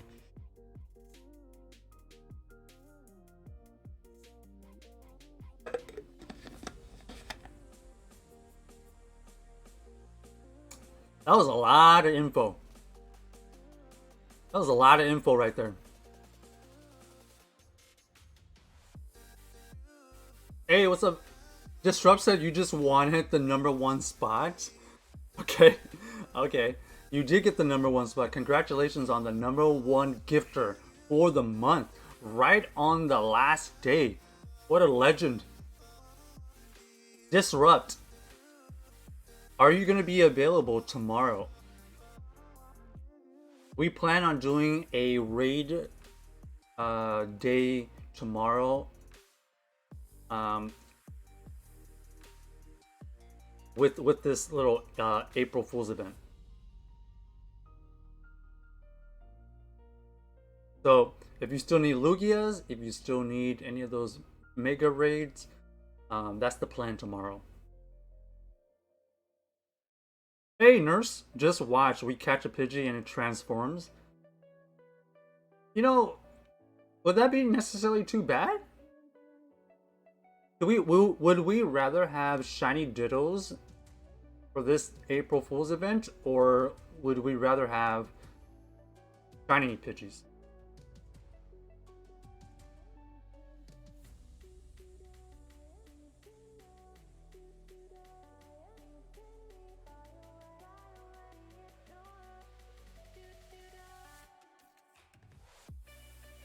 Because this event right here is brand new. They didn't really announce it until like the day of, it looks like, or until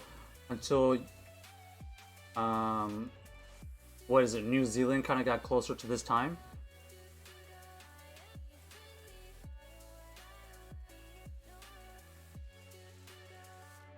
So maybe the Pidgeys will turn into Dittos. Who knows? That'd be kind of cool. An increased chance to get shiny Dittos or shiny Pidgeys while this event's going on.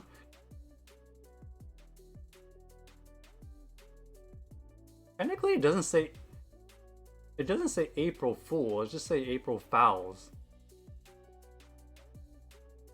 So it feels like Ditto is not going to be a thing. I don't know. Ditto has been disguised as Pidgey though, but I think it got reworked, and it's no longer a thing, right?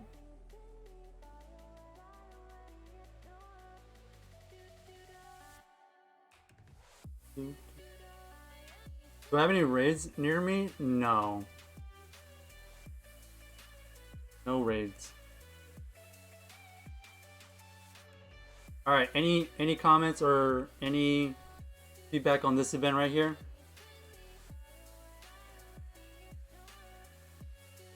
If not, we will switch it over to GBL side. Earlier, we went over the Eurogamer interview, which is very insightful if you actually want to learn the remote raid changes, whether you want to agree with it or not, but it just gives you the good info that people are probably not seeing.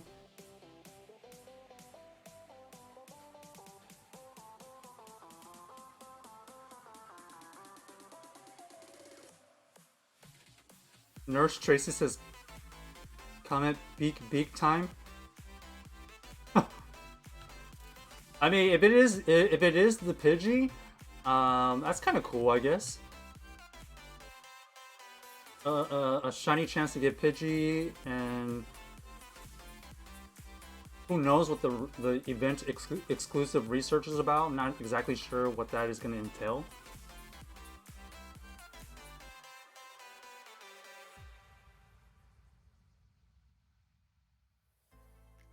Yo, what's up, Jay Freeze? You missed the Eurogamer interview recap. Everybody in the chat, have you seen the Eurogamer article?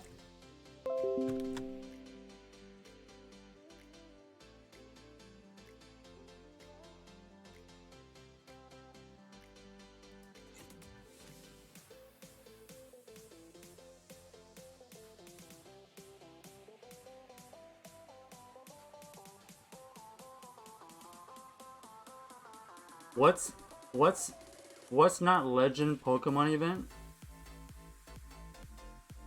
What does that mean? What's net legend? Oh, what's next legend Pokemon? After Lugia. Okay, that's actually a good question. I forgot. It's something Tapu Bulu or something? Let me see.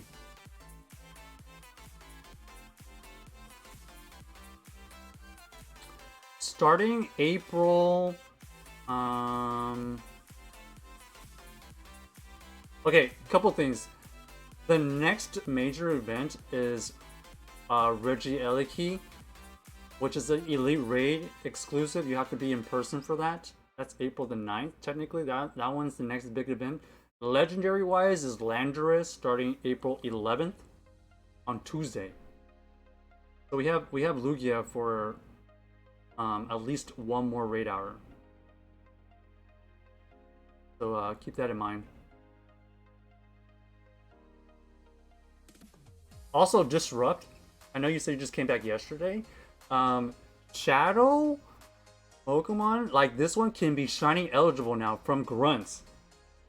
Let me see if we actually get a shiny Shadow Grimer here on stream.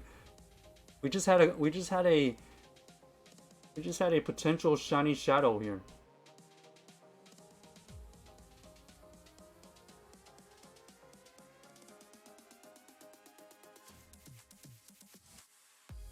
What was everybody's shiny Shadow success this last event?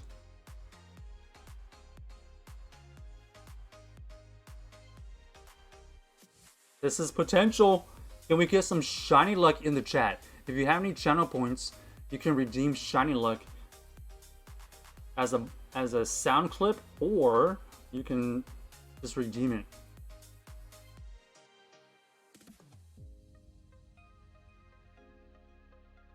Something like that. Any shiny luck in the chat? Can we get shiny Shadow?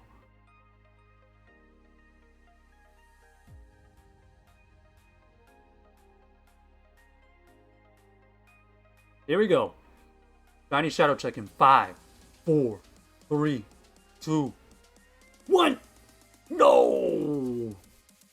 That would have been so epic. Weather boosted. Anybody get the shiny Shadow Grimer?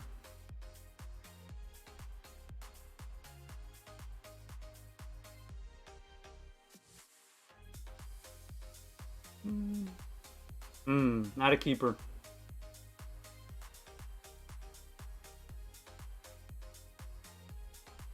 How many of you are going to be able to get out tomorrow and do that Pidgey event?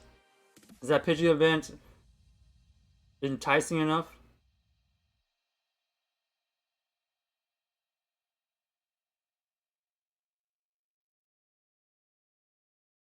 Okay.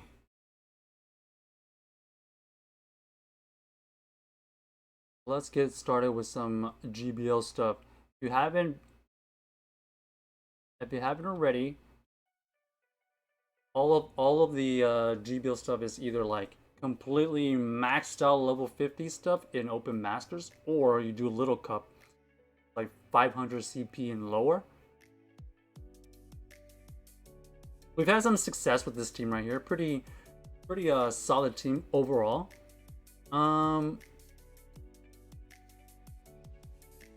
We could definitely switch out like Shellmint at some point.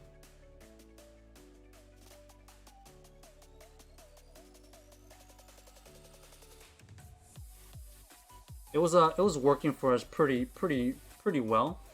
I don't know if we'll stick with it if we see a bunch of ice types, but essentially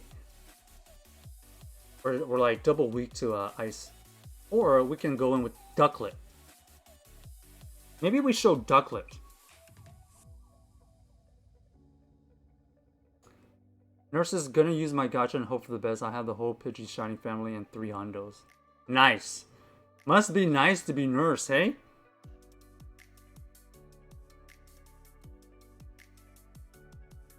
Alright. Let's go with this team right here.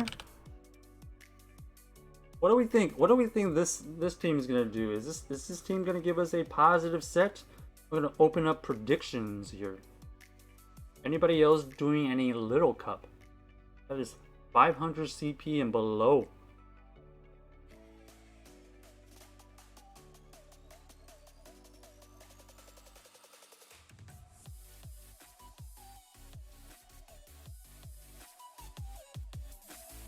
There we go. Predictions are up.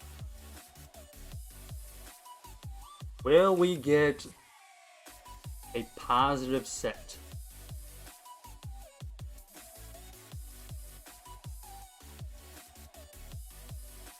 I think I'm hopeful that all of those changes back to the article. I'm hopeful all those changes that they're talking about are going to be incoming in April, considering they have that April 6th date.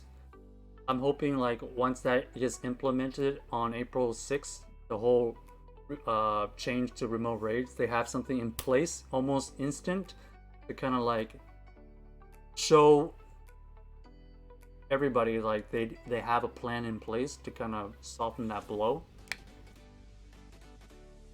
So probably no features or anything until April 6th. There we go.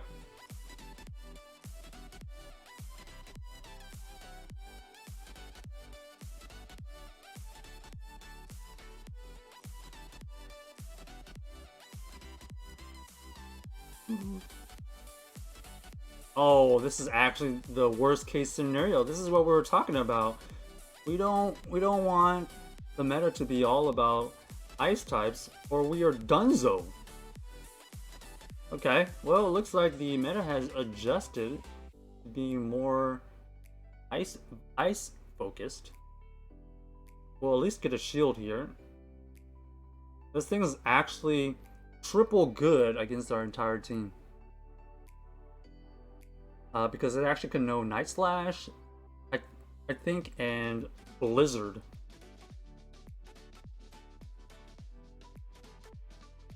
But we'll see. We'll see if this Night Slash is coming in.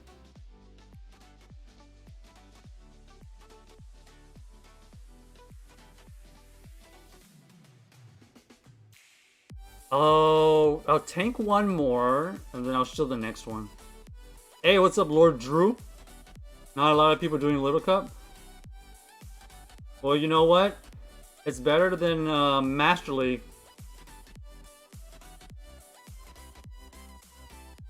Open Master League. We're not gonna have a chance at that.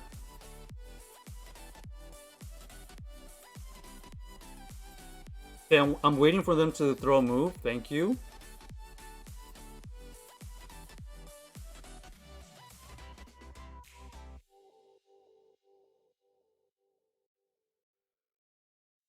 Okay.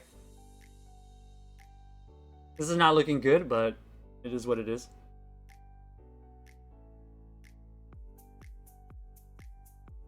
Are you playing any of these leagues, Lord Drew? If you're not doing Little Cup, are you doing Open Master?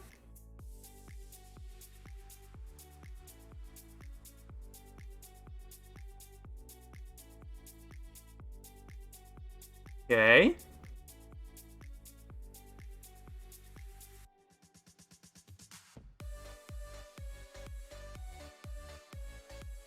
Here's that Sand Slash. Show me Night Slash. Okay.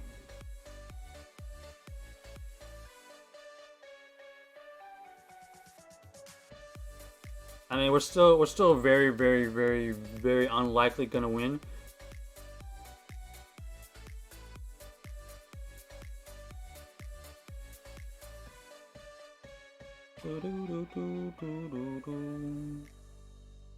We'll just go for the move. They have a shield. Okay.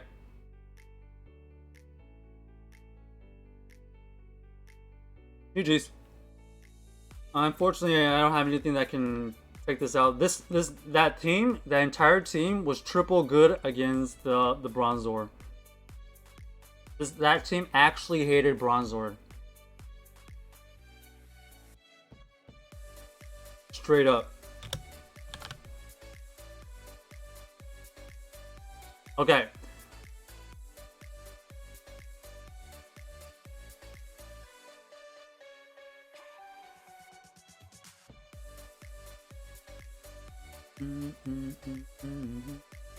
That Sandshrew is kind of a core breaker, huh? Okay, let me change. Let me change one thing. I'm gonna change out the Ducklet.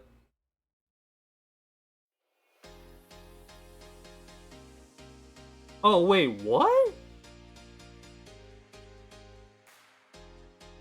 No, I forgot. I forgot this Ducklet.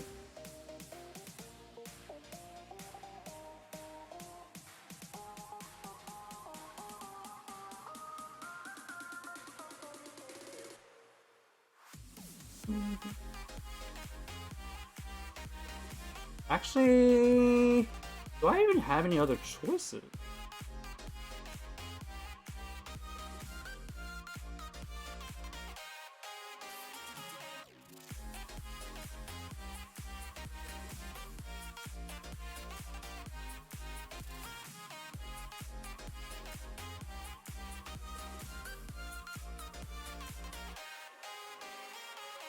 So I was thinking maybe we do the Ducklet, or we can power up that Shadow one. I don't know.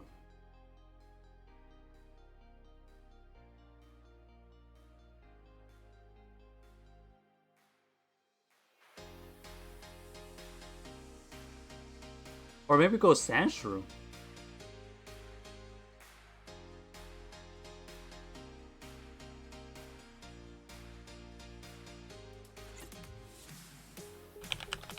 What do we think here? Sandshrew, or what else? I do want Bronzer. I think Bronzer is just way too strong not to have. Even if somebody has triple counters to it, we can kind of take it down by committee. The Bronzor, it's just way too good. I know people are trying to deter people from using Bronzor, but you can work teams around it. It's honestly that Sandshrew. That Sandshrew was a problem.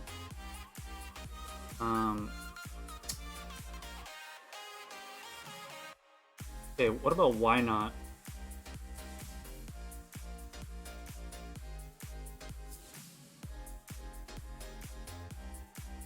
Maybe we use a why not? Did I power up at some point? No, I purified it. I purified it and it went over. It was ridiculous, right?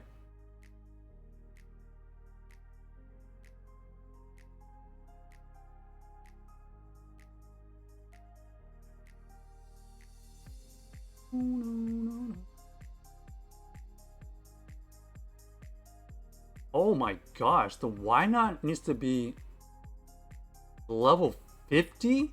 Oh, no way. People are insane building up that why not. Holy. That is not worth it. Are you serious?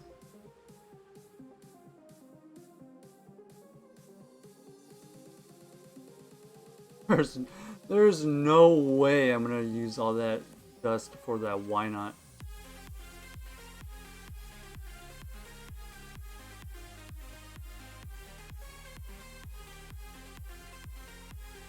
Okay, how about we switch it to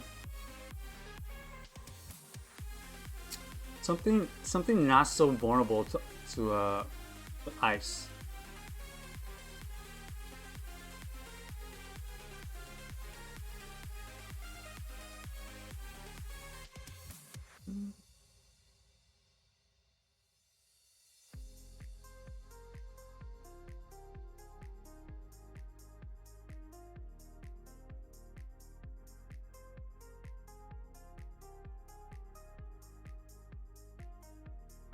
Let me see. Wow, people are actually building level 50 why nots? It is a range. What about a Vulpix? If people want to be bringing that kind of stuff, how about a Vulpix? We got a Vulpix or what?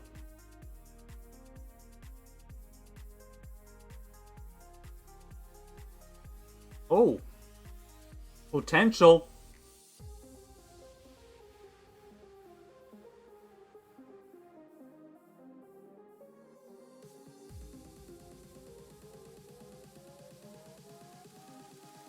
That thing is basically ready to go.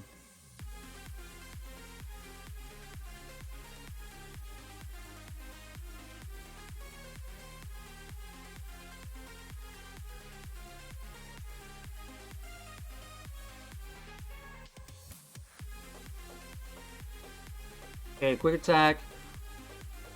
Body slam. We need weather ball in here. Weather ball. Weather ball. Thank you.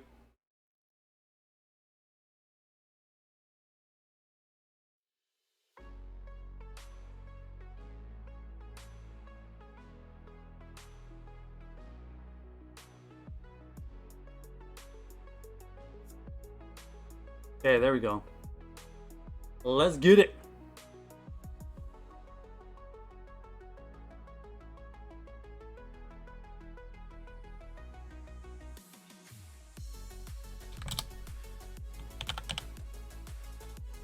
Okay, we'll change that right there. Now at least we have something to farm down with. Okay, pretty good lead. Rather see this here than in the back, obviously.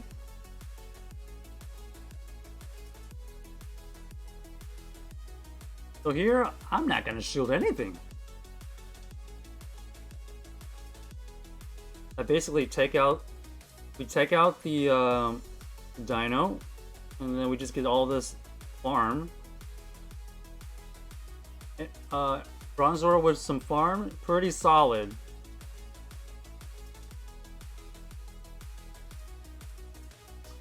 I could switch. What do we think is in the back?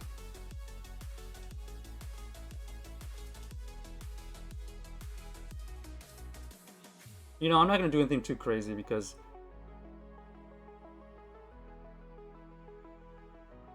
technically I'm in a good spot here. If they had the exact same thing we do, where we should be able to win. So let's just play it out. We basically have the same things. First two Pokemon. And the fact that they didn't bring in their back Pokemon means they're afraid of this Bronzor in the back. So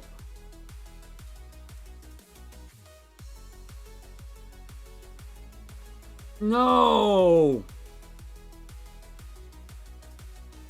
Unlucky. Unlucky, their backline, it literally is better than ours. Just a bad call.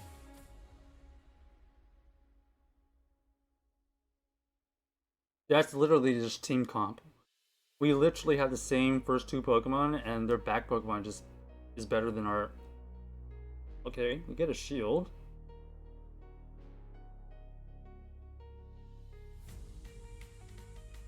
Einstein is 2020, but I should have switched out.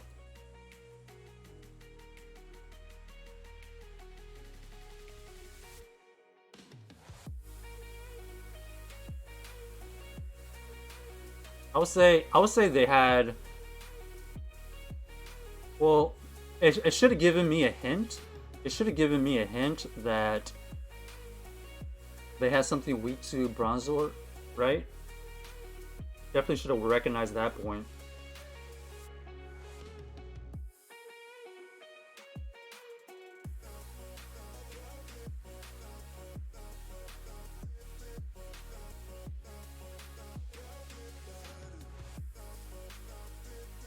See if I can get to 2 body slams. That's it. That's the only way.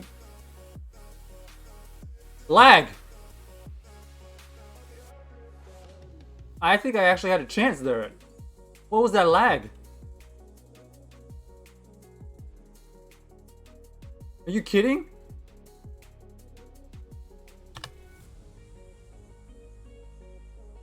Oh well, it was still looking pretty bad.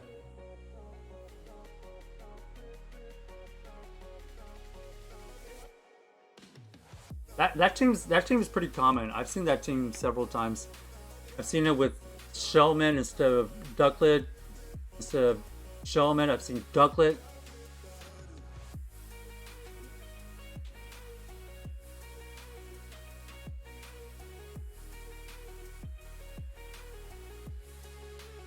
Oh no.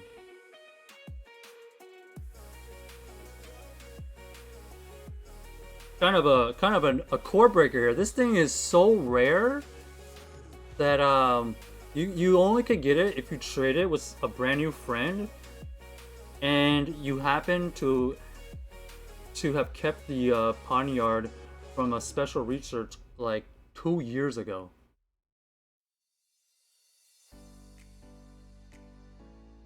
Okay, not bad. That is not bad for a Pokemon that was supposed to lose. Um, what do I want? I want some farm with Vulpix here. We'll take 9 slashes. How much farm do I get here? Ooh.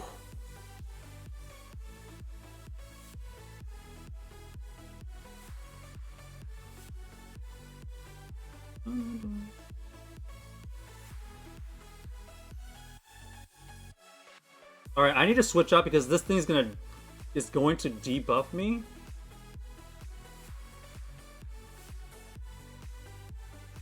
All right, so we're gonna get debuffed, and I need to be able to keep some Pokemon alive so I can reset the debuff later on. Let's see what's in the back. Okay. Oh, it's the better version of the Bronzor. It's the tackle version. So now not only am I debuffed, but this Bronzor is going to be able to take us down much easier.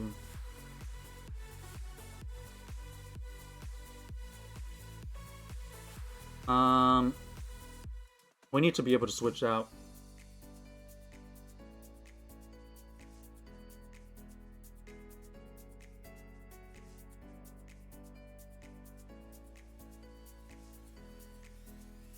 I'm gonna have to shield here, right? Eventually? Shield this next one?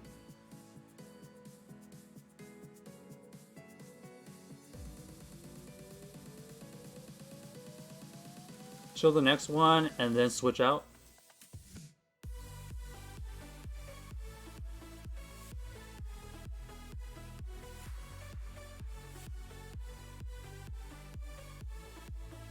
Well, at least get a shield here.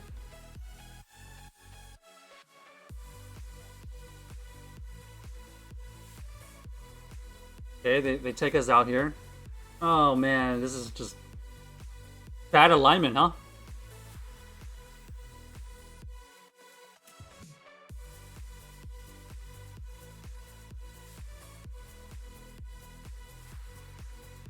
So they could go for Brave Bird here, but if they go Bubble Beam, we might have a chance.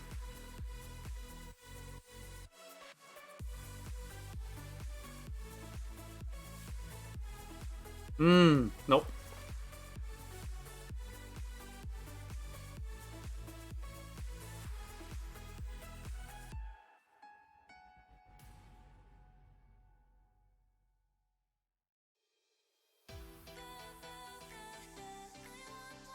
That is what you call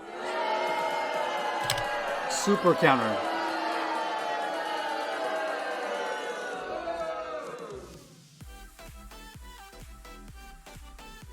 We're seeing a lot of ducklet now, huh? A lot of ducklet. Maybe the Vulpix isn't the play.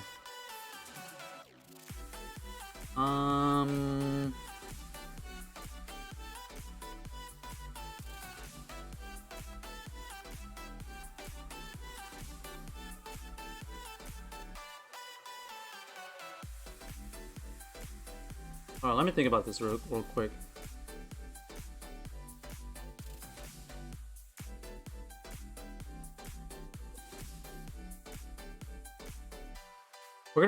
We're gonna start with Vulpix. We'll start with Vulpix because we have two answers to Vulpix's weakness, right? I was trying to play an ABA team, but I think right now it's better to play ABB. What's up, Jester? Okay, pretty solid.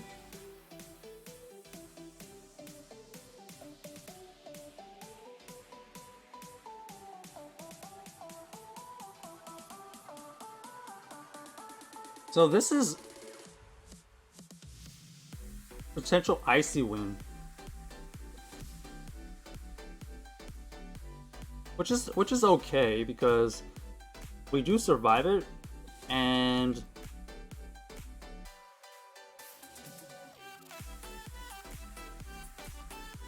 we don't wanna invest too much into that. So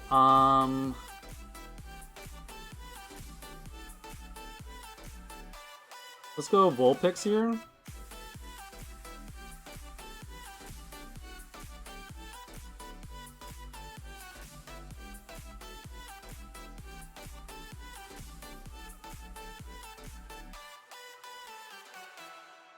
So I technically have two things good against that Bronzor.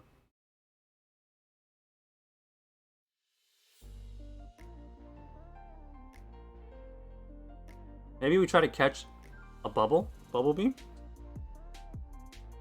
Oh, we can't even catch it.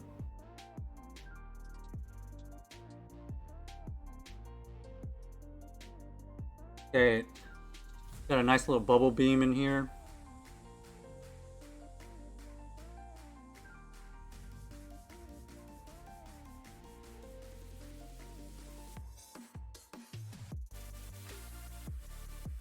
So this is the tackle Bronzor. This actually beats us once again.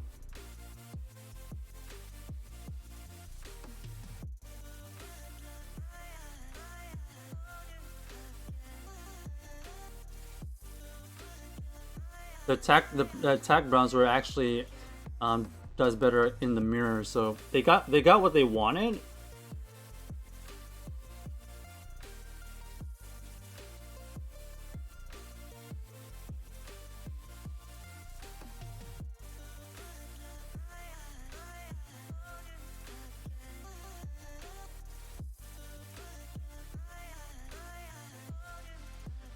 No, we died on the move. What a play.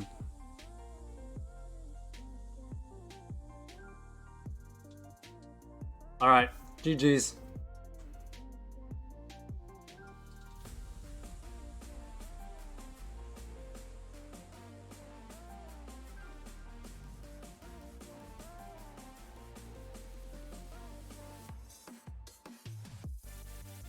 Like there was a way to win this if I had shielded my, or I should win Bronzor versus that, what's it called, the seal.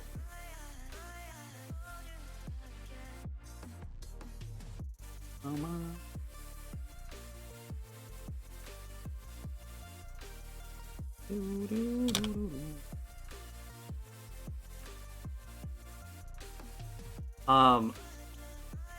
Okay, so Vulpix is not it, huh? Too many. Actually,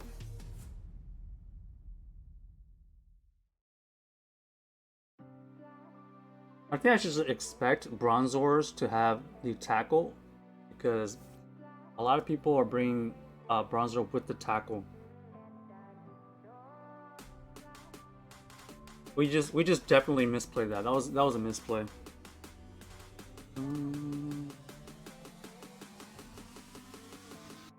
I need to see what actually shows up before I switch in because I saw water type, and I forget that the seal was gonna be the pick.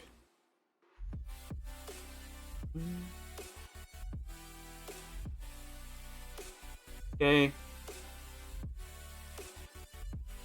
Not much I can do here. Just play this out.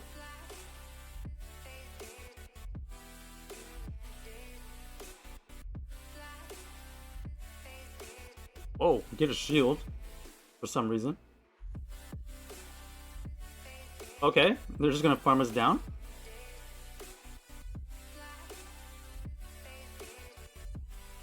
I could definitely see. Whoa. I could definitely see Bronzor being in the back here. So with that in mind, I think I'm gonna go in with my Bronzor because the Bronzors have been using all these tackles.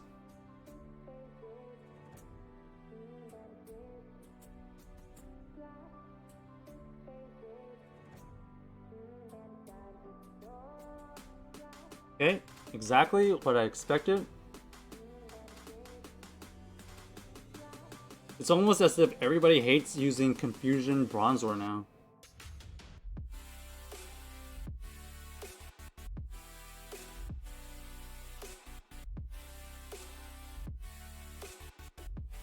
Now these tackle Bronzors could have some strange moves sometimes. I'm not gonna shield. Heavy Slam, yeah.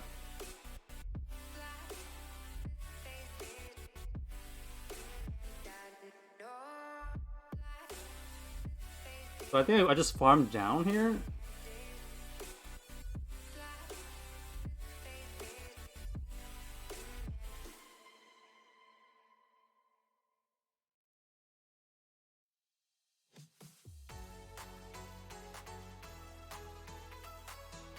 I can't even farm down.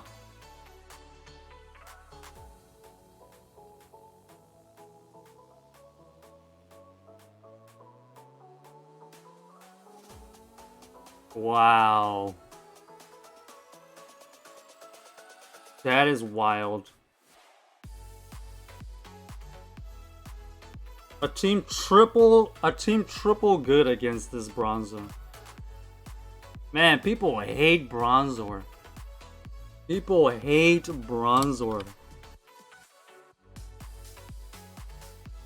You talk about a league that hates Bronzor right now. This is it. Holy.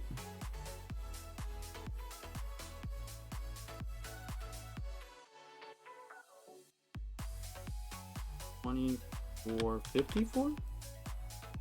Okay.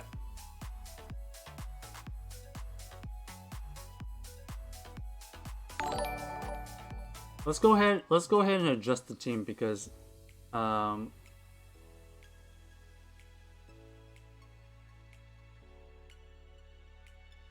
I feel like number one, some of the stuff that we're using, people are just finding the core breakers of it right now, which is fine.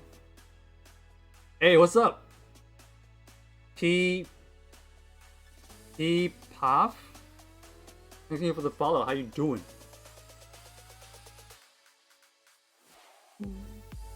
We're about to make another Little Cup team because number one, the Vulpix that we try to use isn't very viable right now.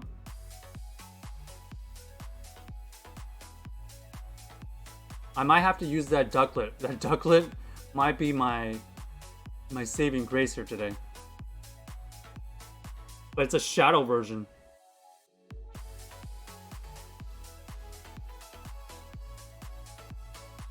It's not bad. Just Gingy is fine. Hey, what's going on, Gingy? You're just in time. We're about to make this shadow ducklet. Boom! Are you running any games today, Gingy?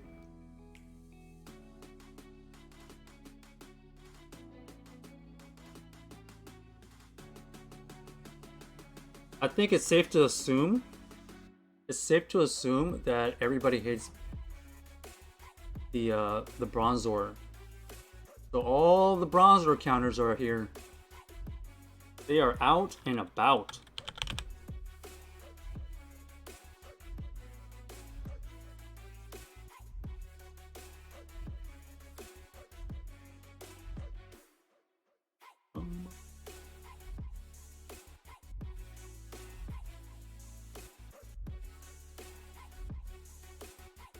Debating on doing some PvP grind. I want Libre Pikachu so bad, but I get frustrated so easily with PvP. Any advice? My advice, number one, is step by step. Do you have all the knowledge for like typings, weaknesses? Do you already have that down?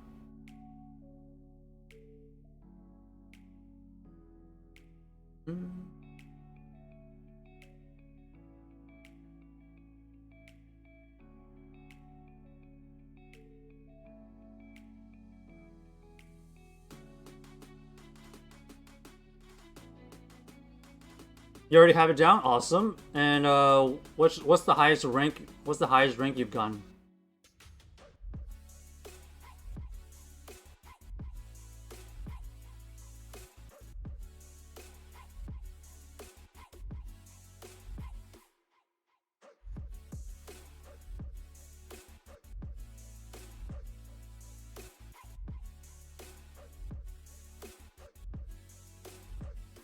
You've gotten rank 18? Okay.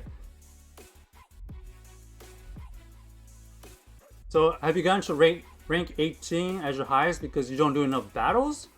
Or you get frustrated and then you stop doing the battles?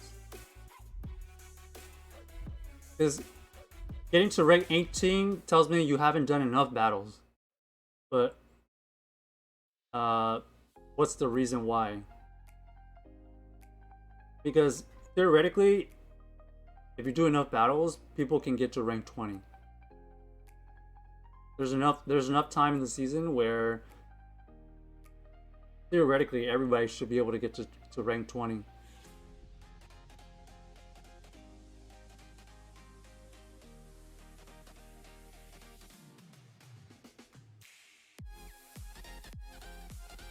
I know it's enough battles, and normally I'm good sport when it comes to this, but the huge motivation factor for me is losing so many battles.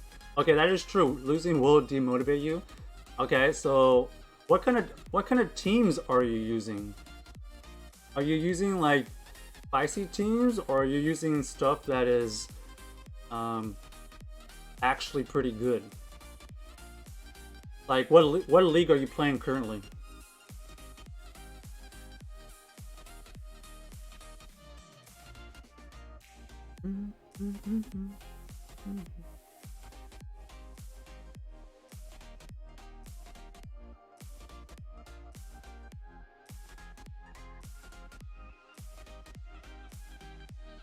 Let's see.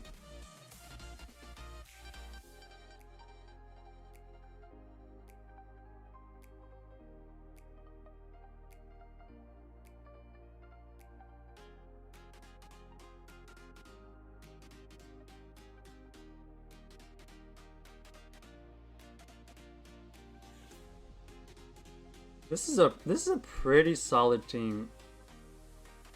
You can't go too wrong with that. Of course, there's core breakers to this. Core breakers being the dino, but like we can at least deal with some of it.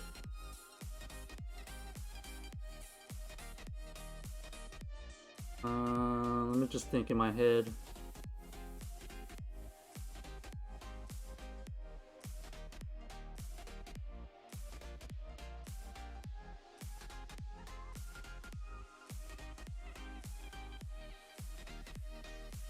If we see a dino,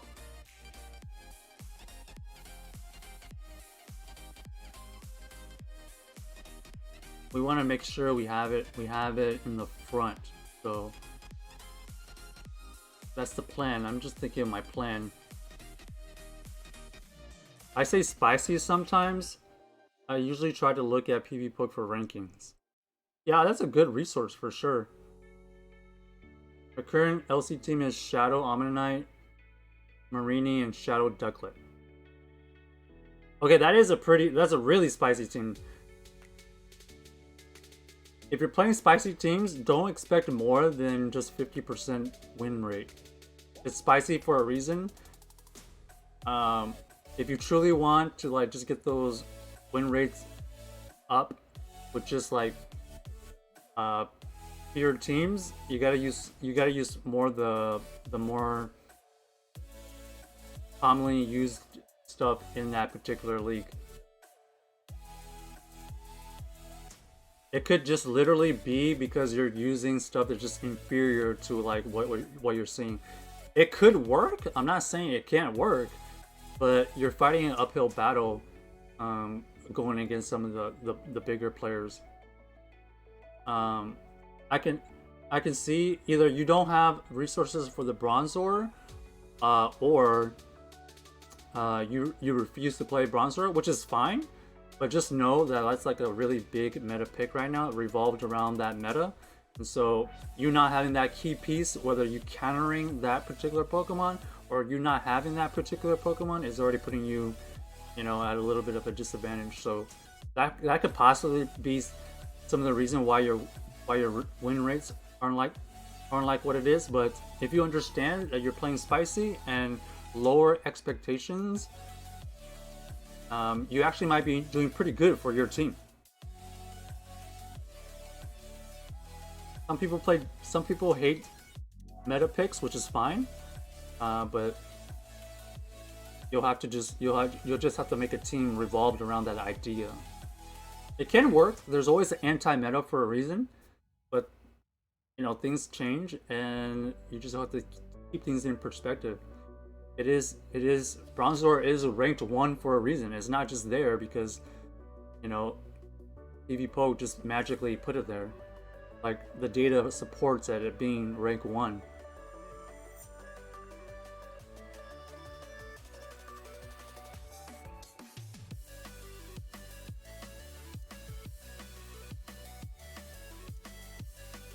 But yeah, Little Cup is one of those things where right now, currently, everybody is aware of the Bronzor situation, and you can see everybody's bringing like some kind of counter or even a soft counter to the Bronzor.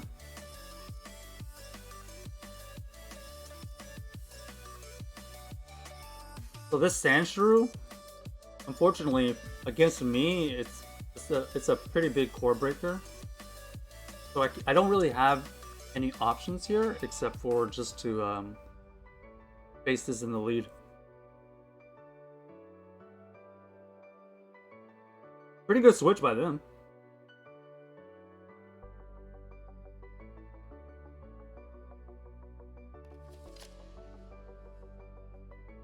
So I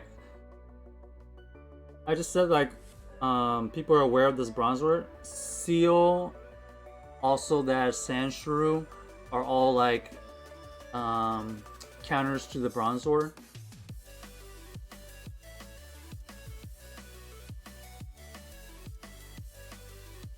Not like hard counters, but like at least soft counters. But the good thing about my situation is I actually debuffed their Seal, so it's not taking as much damage.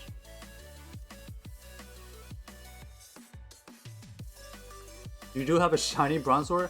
It's expensive. I don't know if it's worth it for this cup because it's only here for a week. So you got to keep that into your calculations. You're only pretty much going to use Bronzor for 1 week. Is it worth all that investment, all that resource just to get it for a week? That's totally up to you.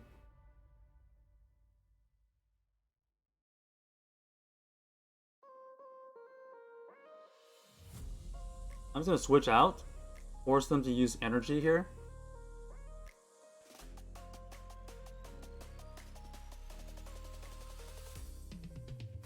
Okay, so they have Sandshrew. They had Seal. Ooh, I think they have Bronzor on their own.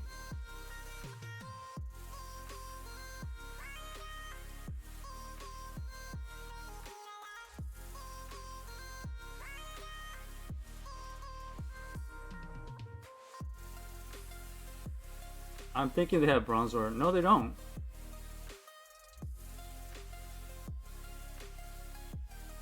Triple counter to the Bronzor. You see what I'm saying?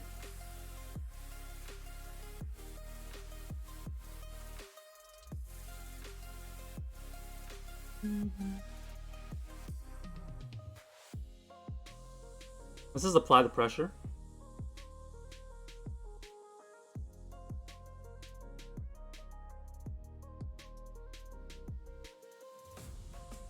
I have 2 shields.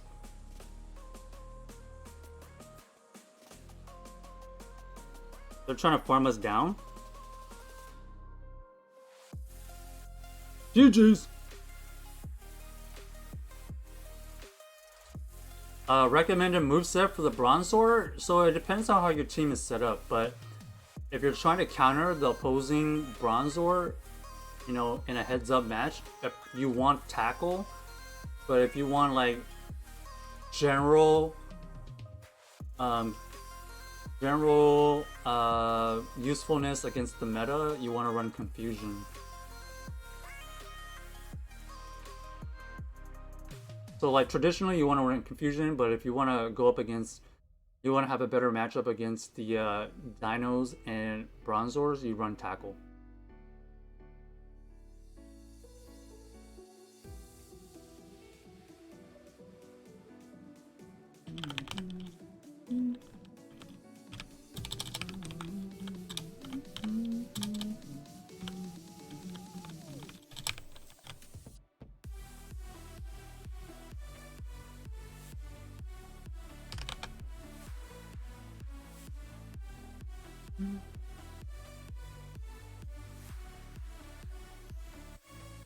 All right.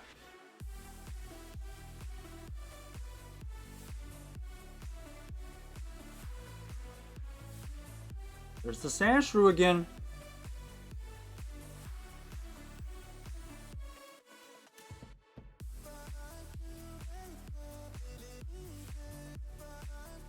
So this version right here, this time they go for the Night Slash first. They might try to catch the second one like the other player did, which is okay, I guess.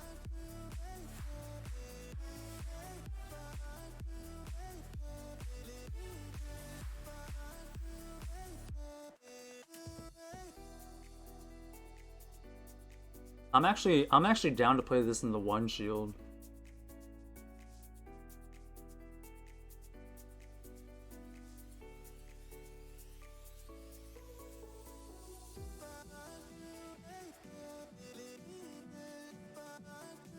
Okay, that's pretty much as well as that Shadow Juggler is gonna do against that. Because it's debuffed,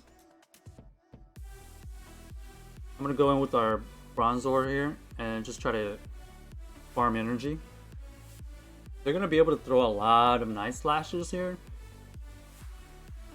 but they're double debuffed, so not as bad.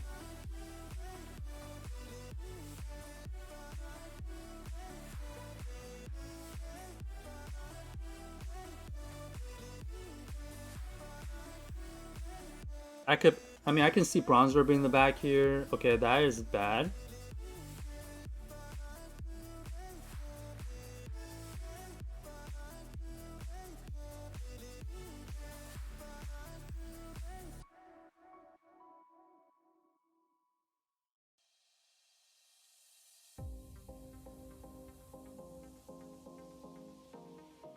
So this team was also triple good against Bronzor.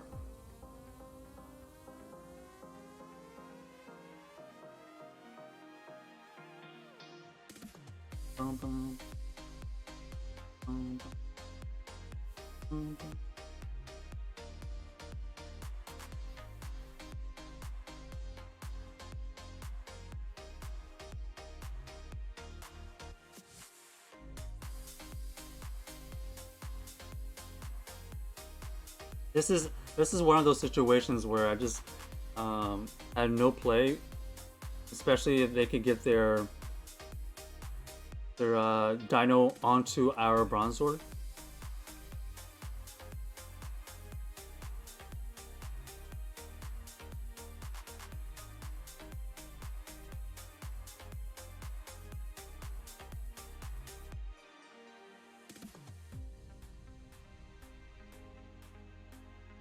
GG's. Somehow, we were supposed to know that Dino had no play, right?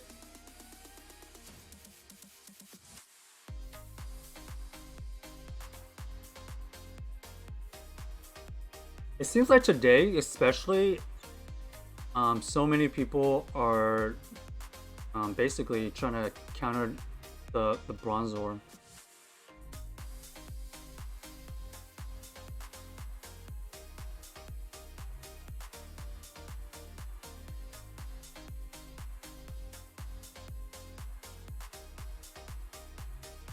I don't mind the investment. I have plenty of Stardust to spare, and now the 4 matches I've done with it, I've been really successful. There you go. So now the current team is Bronzor, Shadow Omni, and Shadow Ducklet. Yeah, team makes sense. Protect against the fire. ABB team. So yeah, you just needed to like you kind of bulk up the team a little bit. Sometimes that's all it takes, but that's not gonna solely get to legend. That's the first step of many steps. So get that team familiarized, and then get to rank 20, and then you can get to the next step.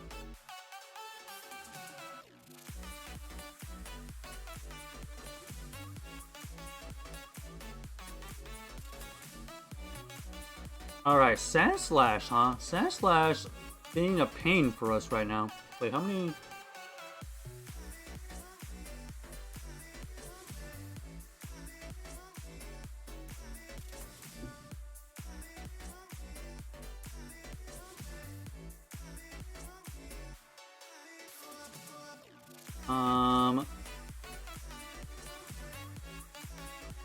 If I remember correctly, my Ducklet was basically a sitting duck.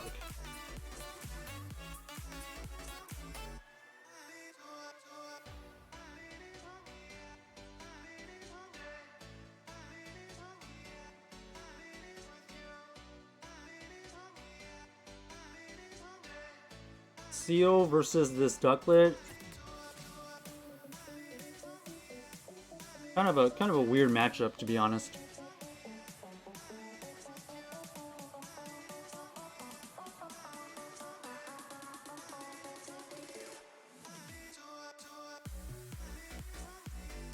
Okay, we're gonna threaten the Brave Bird here.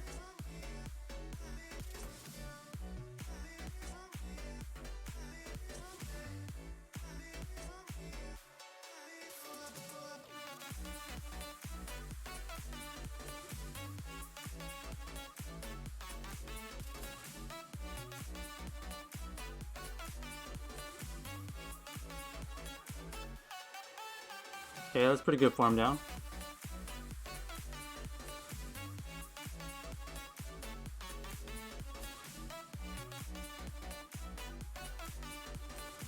This is a level 50 why not? Oh my gosh, how do people have level 50 why nots?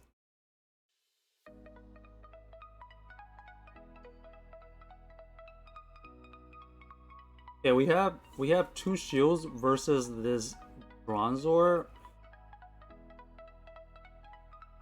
We're just gonna hope for the best.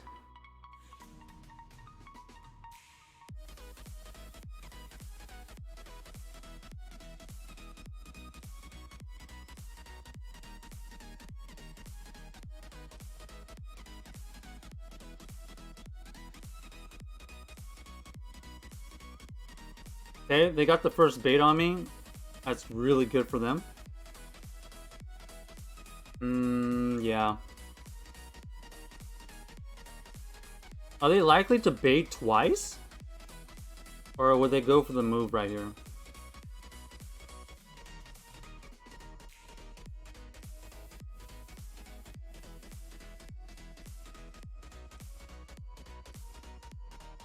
We're facing level 50 Wynots. How do people have level 50 Wynots?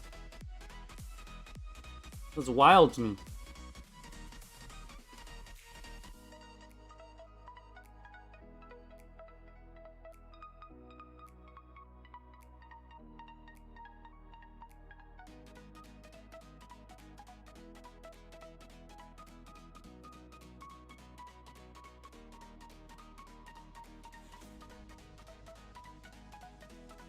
So they actually have the advantage because they're going to be able to get to their paybacks way faster than I am.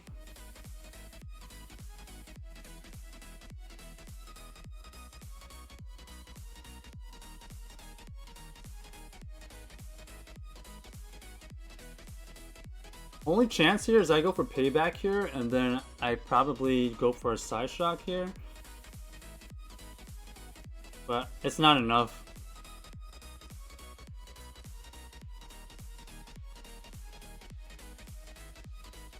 GG's.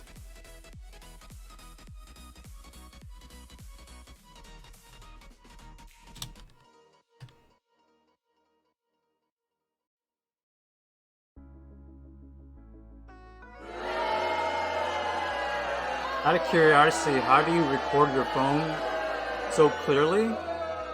Oh, it's a wireless it's a wireless mirror program with the computer.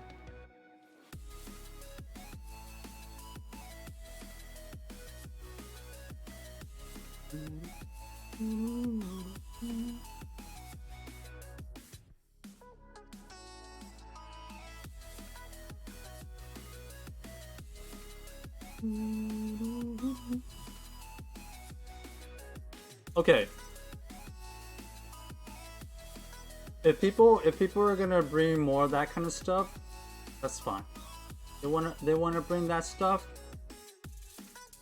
Let's figure out a team that's gonna punish the Bronzor to using tackle.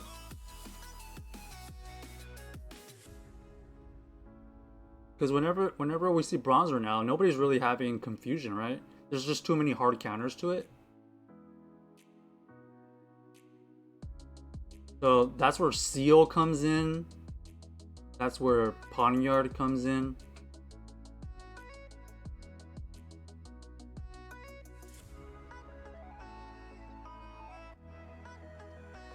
Man, honestly, tackle Bronzor actually is looking like it's just as good.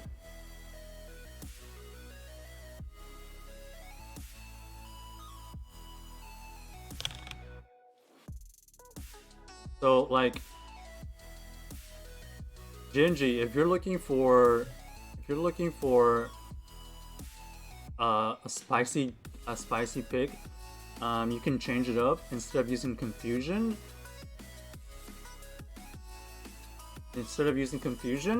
you can use tackle.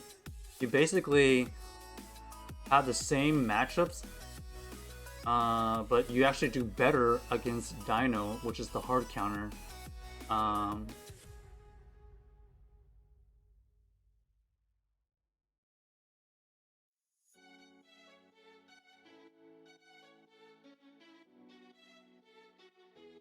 Tackle.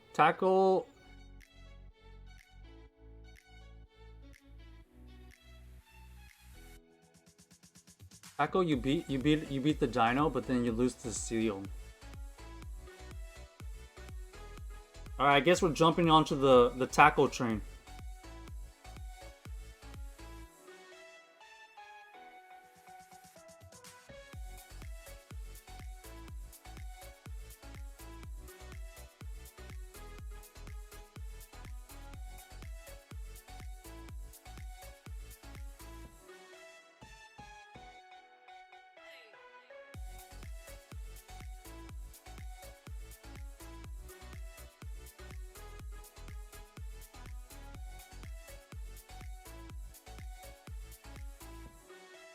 Okay, tackle. Tackle. We're gonna pair it with the ducklet.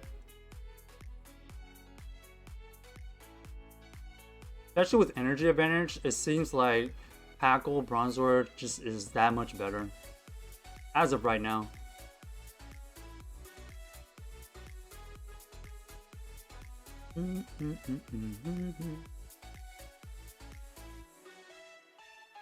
You could say you're gonna tackle the tackle trait. Exactly. We are basically joining the tackle train.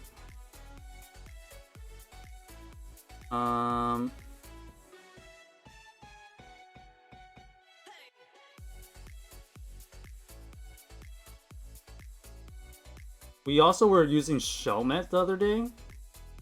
So this is our team currently.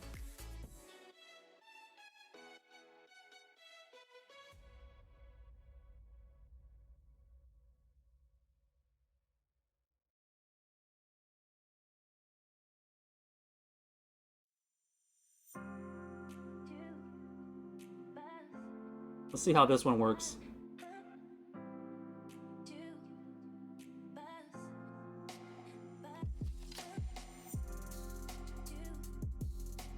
If it's Bronzor lead,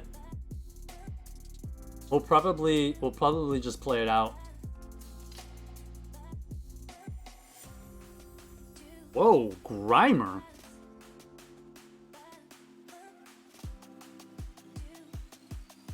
Better to see this here than in the back. Especially because it's Bite version.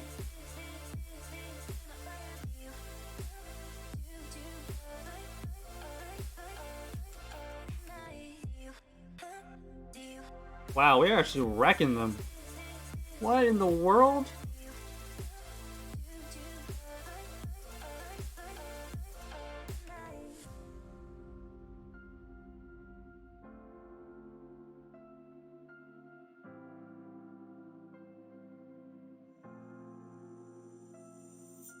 Okay. At least we see the dino right here.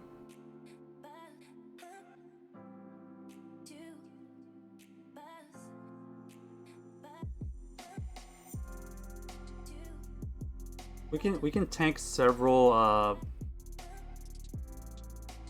bug buzzes. We just hope we don't get debuff. Okay.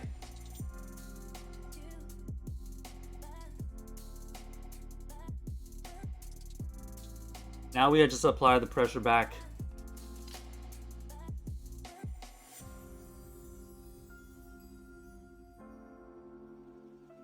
They're gonna try to switch out eventually.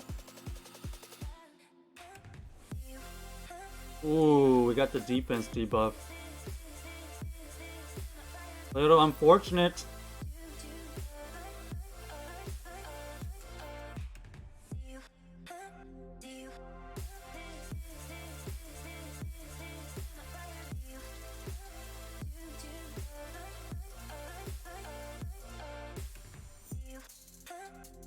Gonna let this go.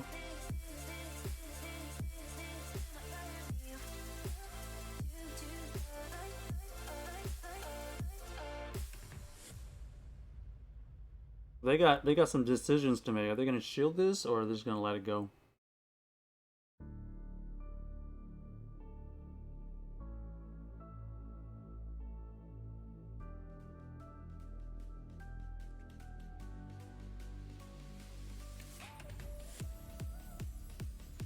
Okay. So we know they have Dino in the back, right? So that's why we let that body slam go. Because we'll take more damage from the Dino Dragon Breaths than the body slams. And then we have our Bug Buzz ready. Boom! And we have a shield for their last body slam.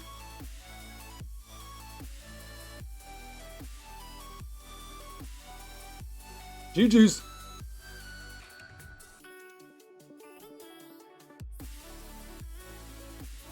GG!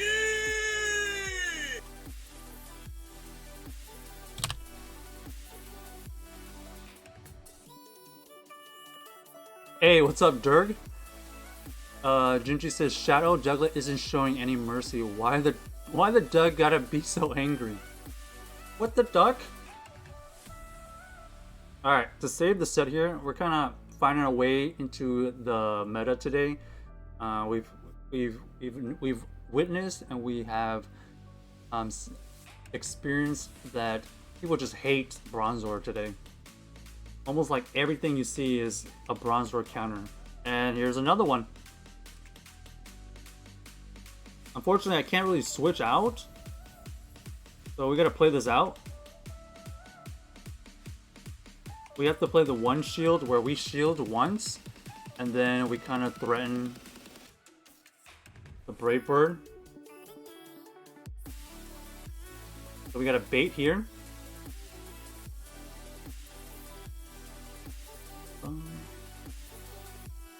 Okay, that's perfect. It's good for us. And then we go for the KO right here. So we either get 2 shields or we win the lead. Boom! We'll switch out.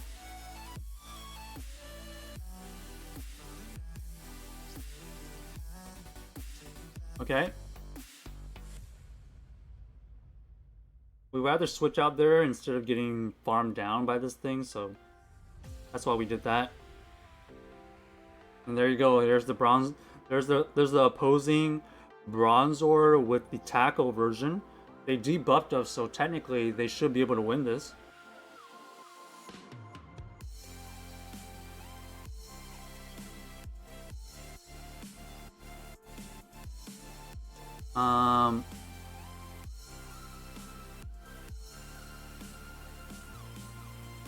I think we'll just play this out.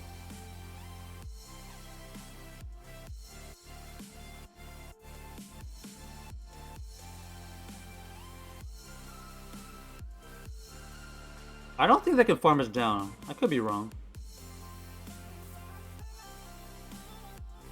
Yeah, they can't farm us down. We'll let them use that move.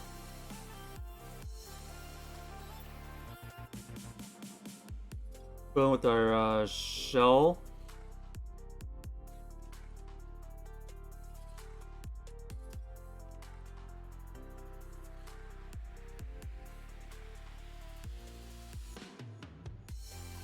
Apply the pressure.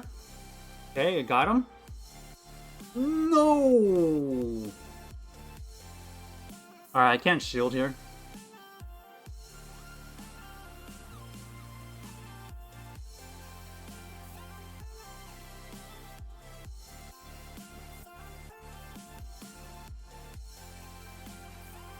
I gotta try to catch a move.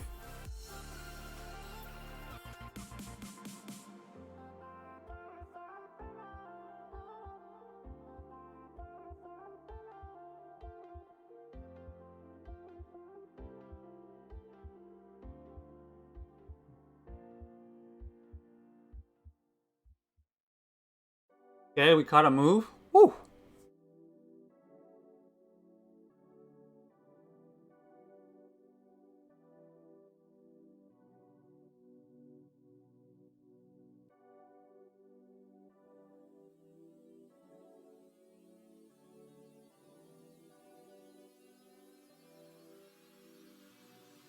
See if we get a shield.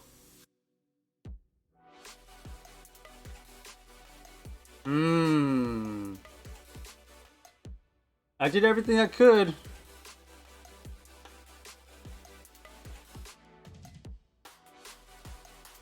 Alright, we go for the Bug Buzz here. How tanky is this seal? Pew! Save the set. GG's.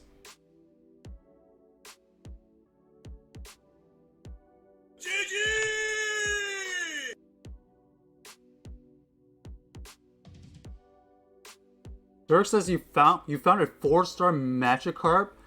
I've had multiple 98s, but your first perfect Magikarp. Yo, Dirk, I know that exact feeling. I found my first 100% Magikarp kind of recently in the grand scheme of things.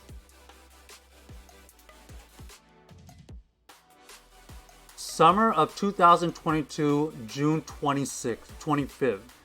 That is my first 100% Magikarp since the beginning.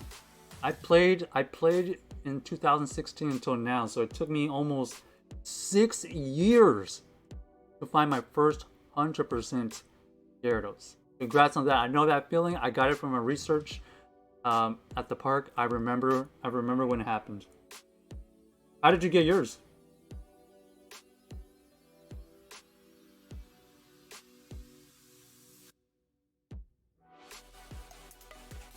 Kirk says you started on the original Eevee day?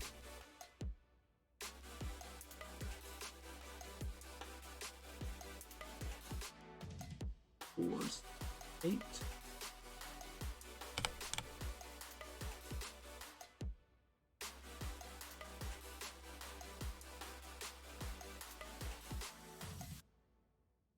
Okay, you started on the original Eevee day. So community days were introduced in 2017, I believe. No, 2018. No, 2000. Yeah, 2018, right?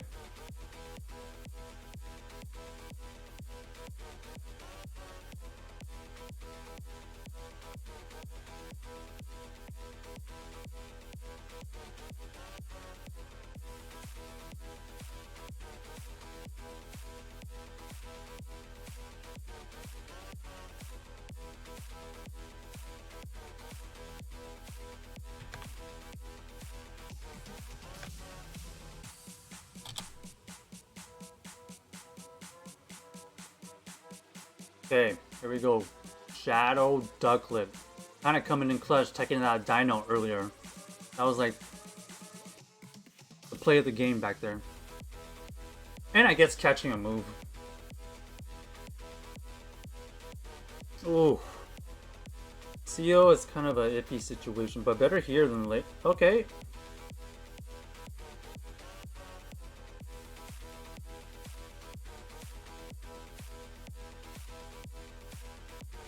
It looks like this is like the water version. This is not Lick. Ooh, we get an early shield.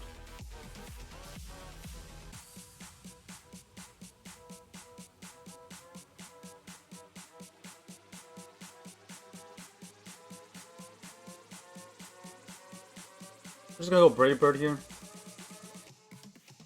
Get heavy damage. Pew! Okay.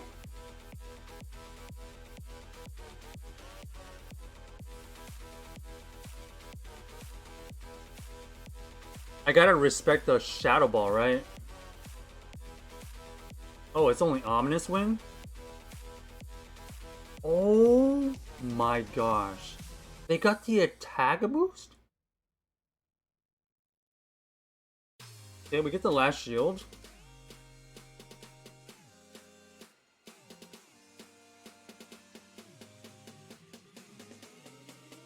That is so unfortunate.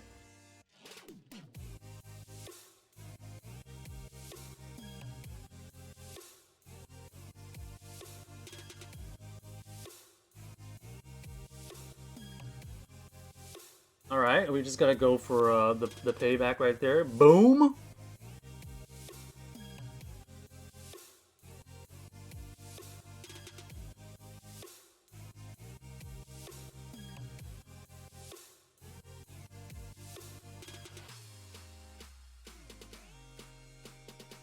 Ooh, not the right play. GG's.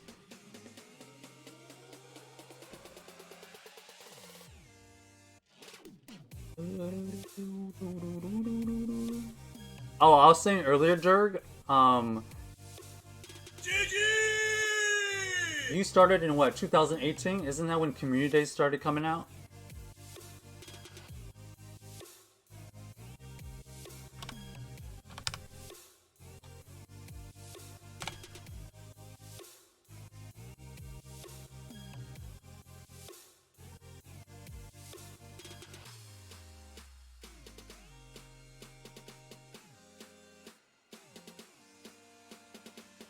Original Eevee Day is 2016?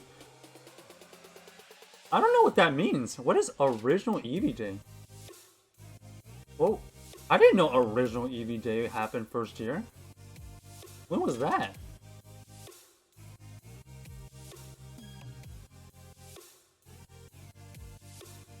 Original Eevee Day. The first 6 months of the game was just catching. I didn't realize it was like a Eevee Day.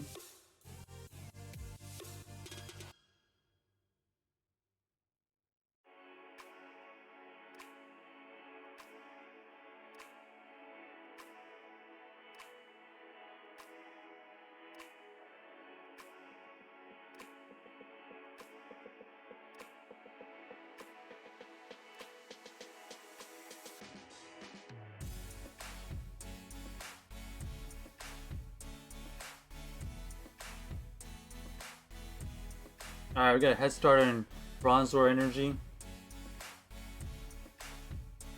Now what are they gonna do?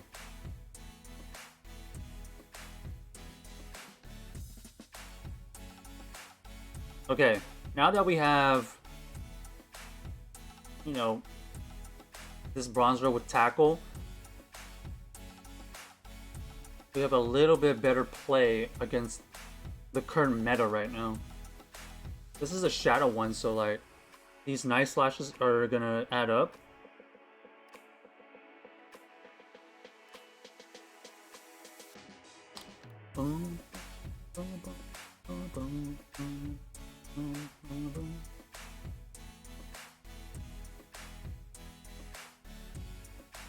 Okay, let's apply the pressure. They're apparently not switching out.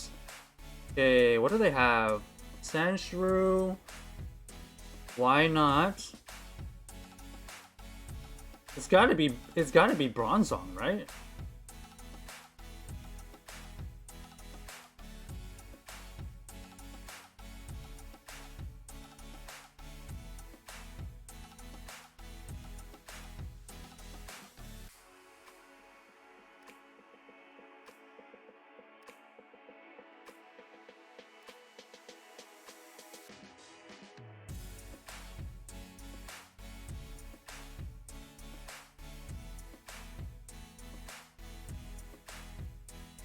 Okay, that Bronzong, that Sandslash, or Sandshrew, sorry, was actually really good.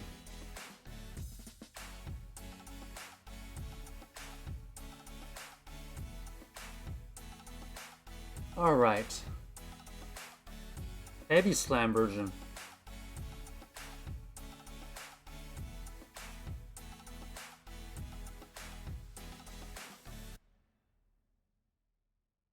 If I have a debuff here, maybe I have a chance.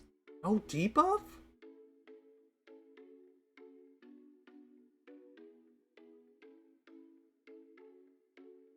Because they have almost no energy on their Sandshrew, right? Oh, they go for payback right here.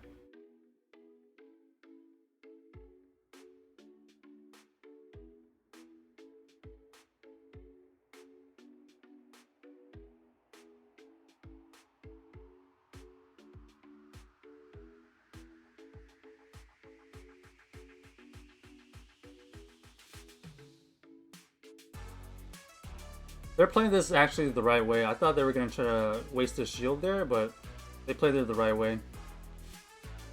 Ooh, this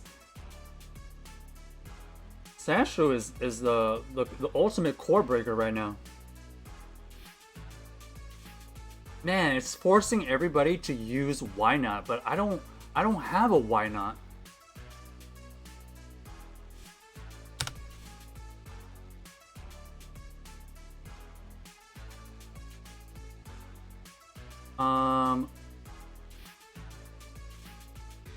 Draw. I don't have any raids. It'll be tomorrow. Eevee Day was 2018, but you started in 2016. Didn't play much till Eevee Day though. Right. That makes sense. So, yeah, you basically were looking for a Magikarp from 2000. 18. So it took you roughly like 5 years.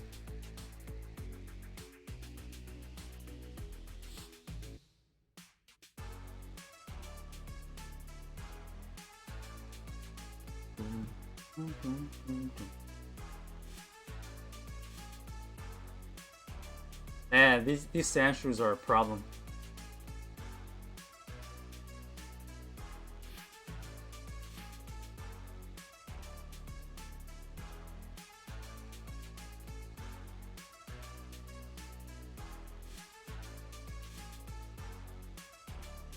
Five years to find the 100%. That's still a long time. I was basically in the same boat, you know.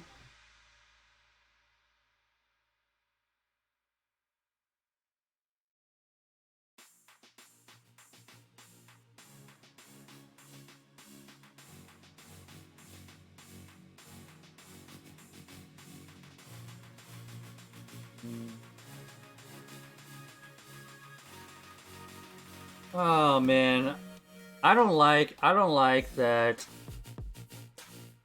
people are kind of like finding teams that are weak to why not when why not it's just so expensive to make.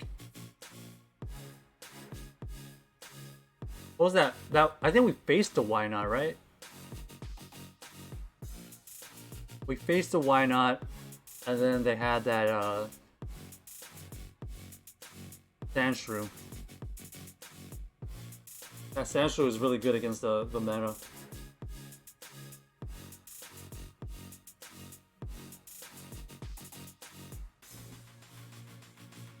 There's not really, that's not really much.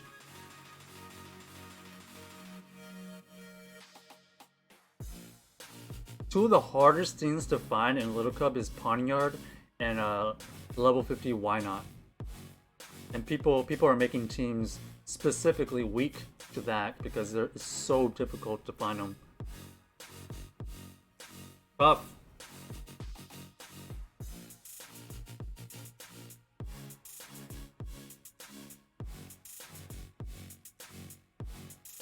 That's where this league has become.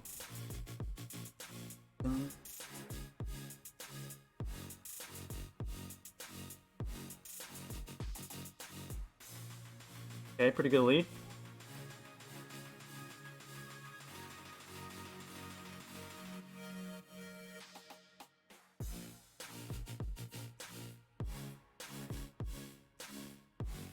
Funniest thing is now you have the strongest and weakest. You have a 0% shadow and a 100% normal.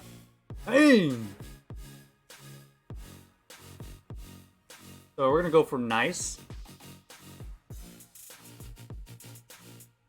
And then farm down.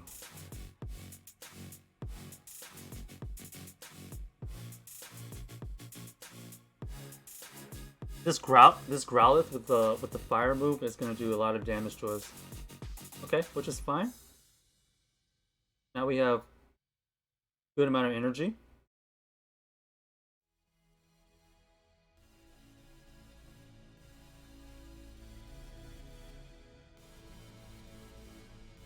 Hopefully we can get to 2 side shocks here.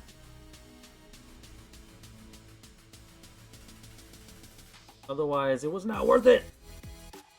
Oh, died on the move. Ouch. Surely this thing just knows like body slam, right?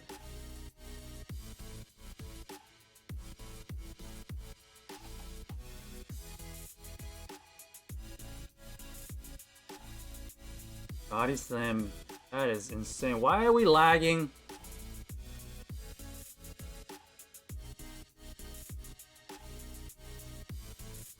So I need a shield here.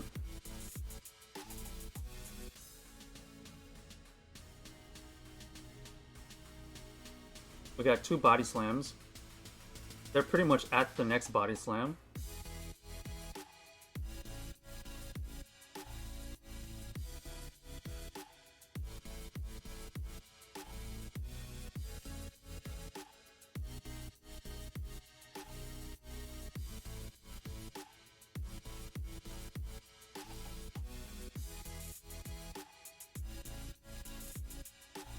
I have to shield this.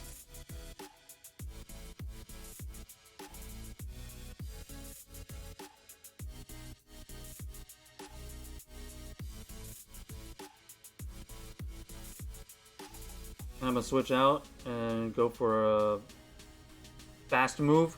Arm down.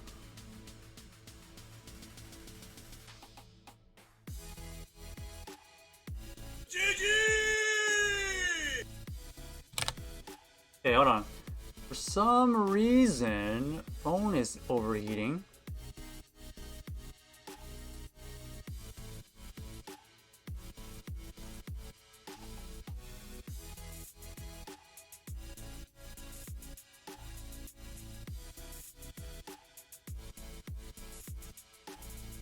I have no idea why.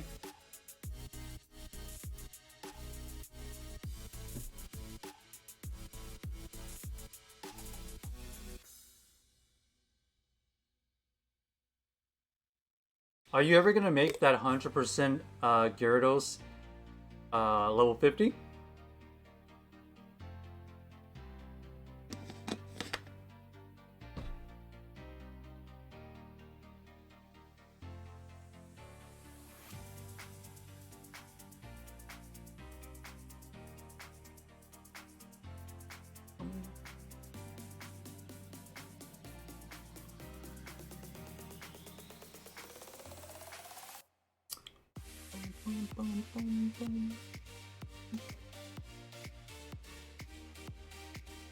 Okay, here we go. Here we go again, Sandshrew. What do we do against this?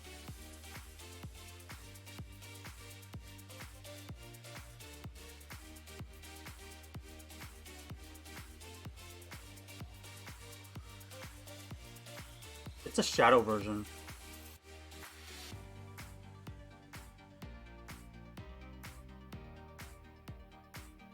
Maybe I should have shielded to take it down to the one shield.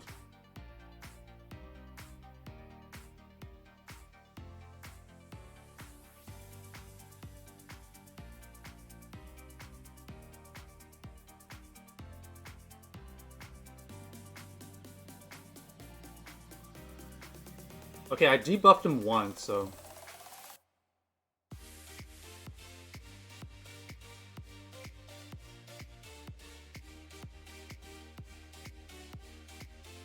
We'll tank this first one.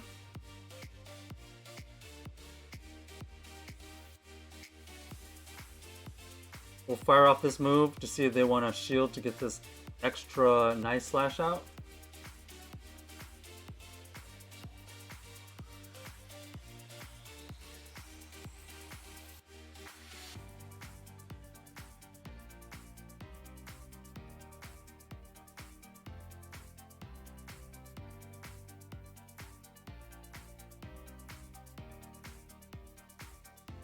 Man.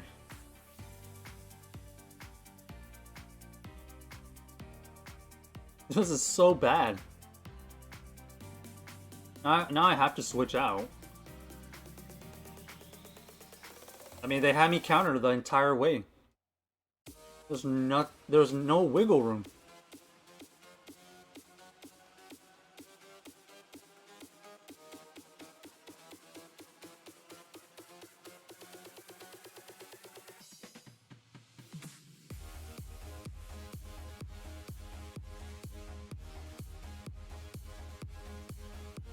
They had the Douglas from the Showman.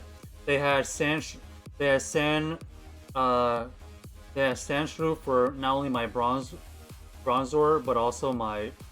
It wins CMP versus my Ducklet, so like, I literally couldn't do anything. Eventually, I gotta use shields here, so that's why I'm gonna use this shield. I mean, I don't see how we can wiggle our way out of this one unless we like catch a move or something.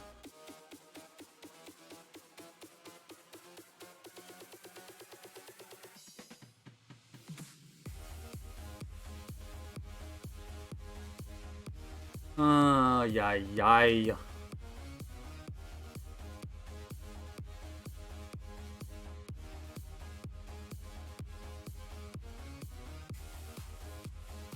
So this seal seems to be everybody's like core breaker as well.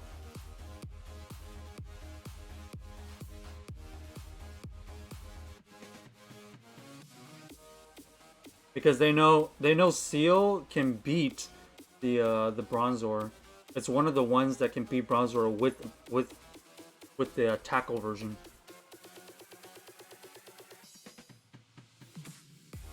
GG's. LC seems sweaty compared to Great League and Ultra League.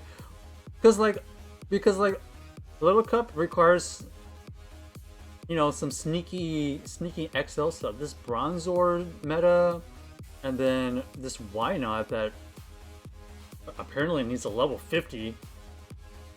They're tough. They're tough to get. And especially it's only for like a week. You know, it's not necessarily the easiest thing to invest in for like a week. I don't know, with the new raid stuff, it's gonna suck. Plus, I've got 100% Gigalith. I'm dumping it into the moment. Oh, okay.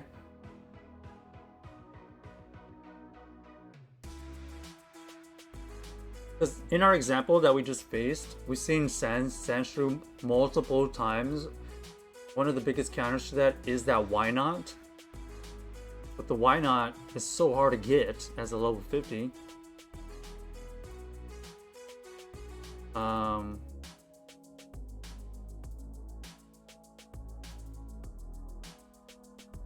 Paired with that seal, man, that's a lethal combo.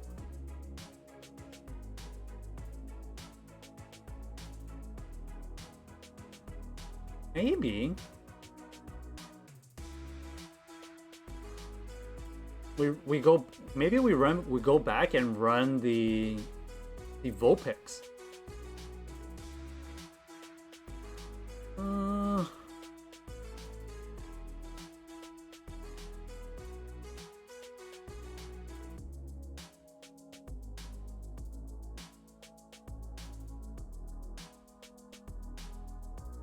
I feel like the Sandshrew lead right now is very, very good. What do we do against that? And the Shellman that I'm using is also not good to it. So like I either need to get something better suited for that Sandshrew, or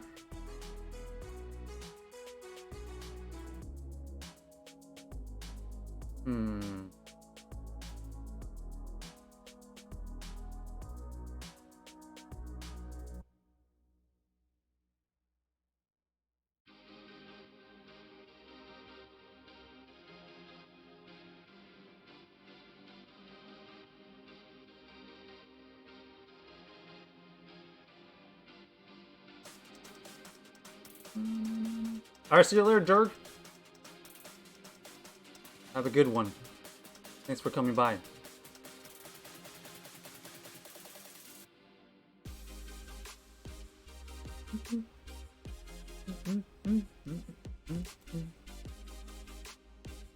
Okay. There's a lot of water types going on right now. A ton of water types.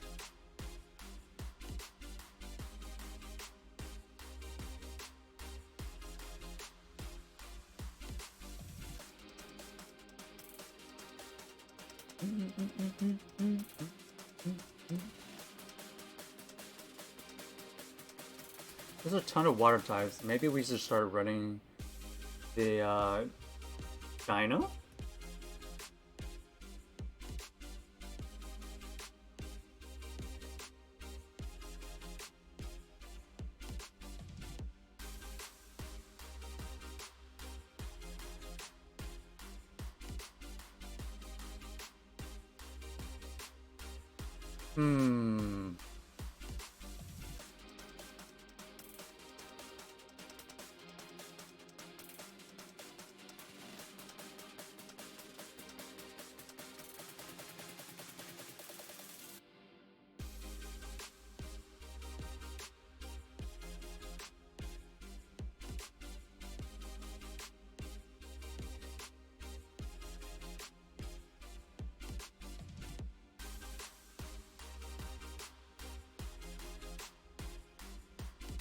Let's run this.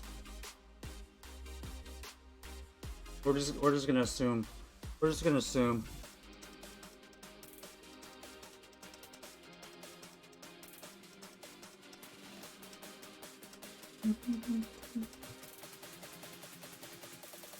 We've only been seeing the Lowland Sen through in the beginning.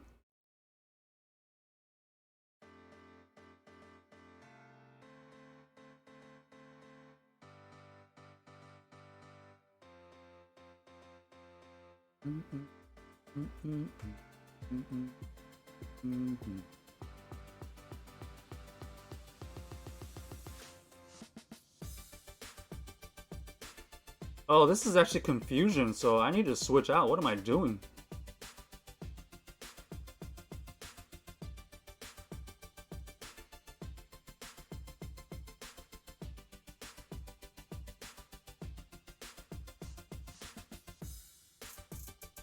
I should have switched out faster. That was a slow switch.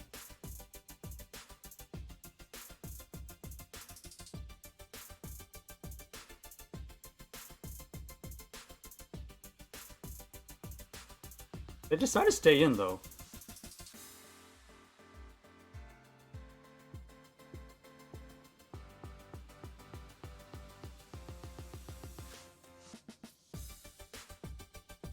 Alright. We somehow gotta take this down with the side shocks here and our ducklet.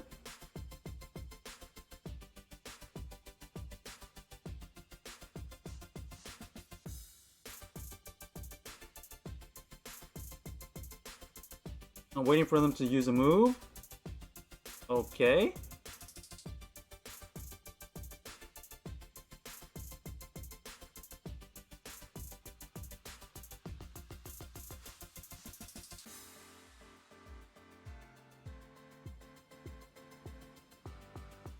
I try to snipe. Man, they were so patient with it. Okay, see. Ah, I just gave him the game.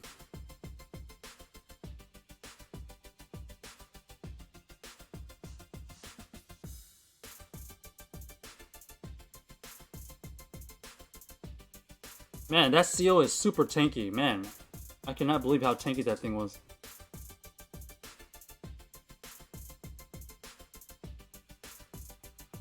So we basically have the same team.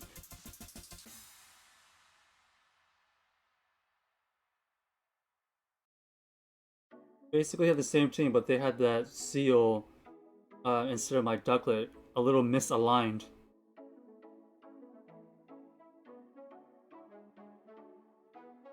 Okay.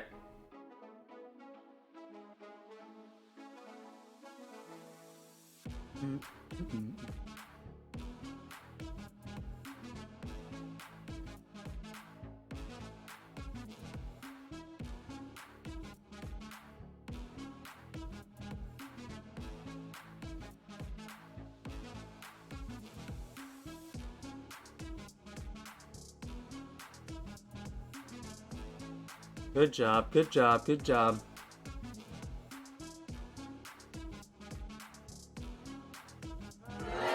I thought I could snipe him with that quick switch on the Dino, but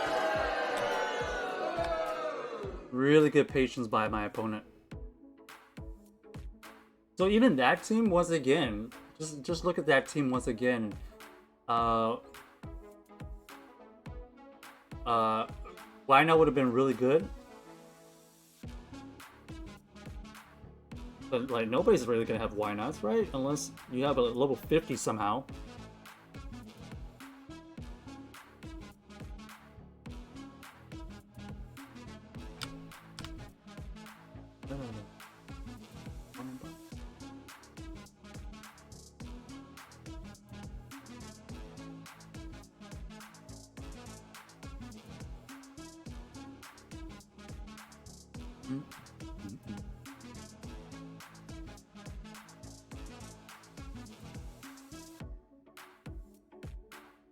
Let's see.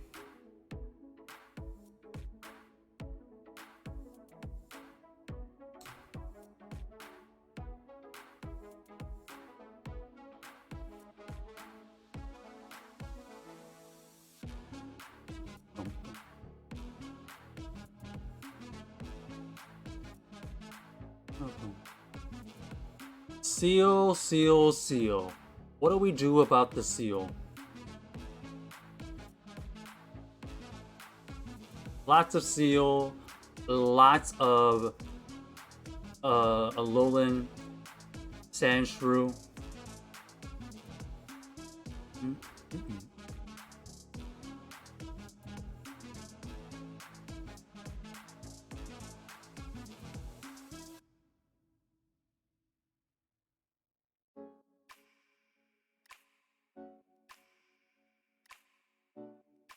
Somehow we gotta line up Seal onto our Ducklet. I've seen more seals in the back. So we're gonna change the lineup here. And start it with Brawn. Start with Brawn, and then we'll just always stay in because it has a pretty good matchup against everything. Except for like the most obvious stuff. And I think you just hope that this line right here can take you to the promised land.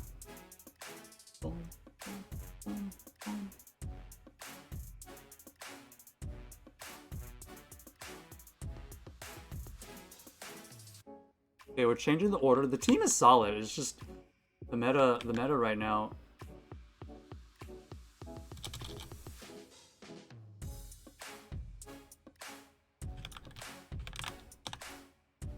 It's obviously targeting the Bronzors.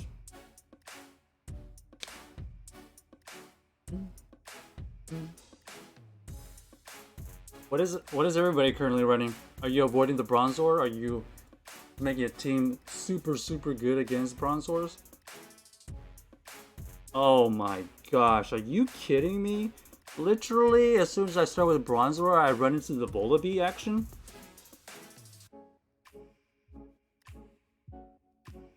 Yeah, we actually have a pretty good switch. Let's at least get a shield. That's the whole goal.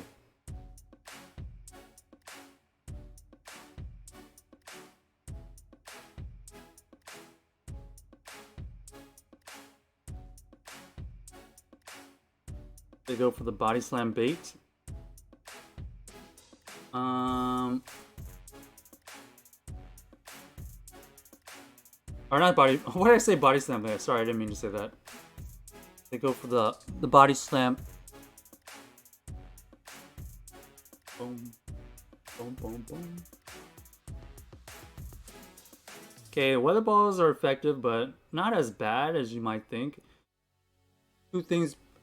They have two things pretty good against the Bronzor. So far, not looking great. Three things good against the Bronzor.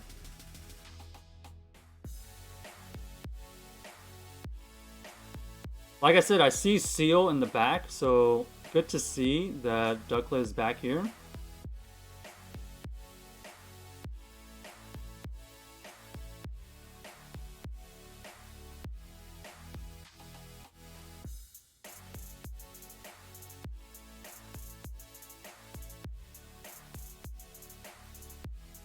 Man, I can't really switch out, so I can't really go for Brave Bird, but I need to go for Brave Bird. They just know.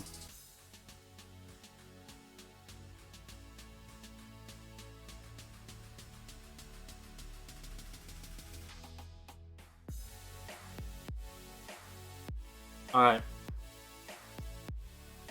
Let's see if we actually get a shield here.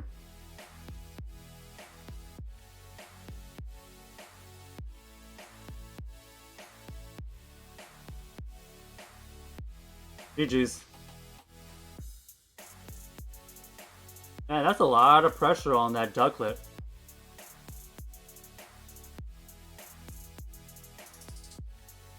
Because this is a losing matchup right here.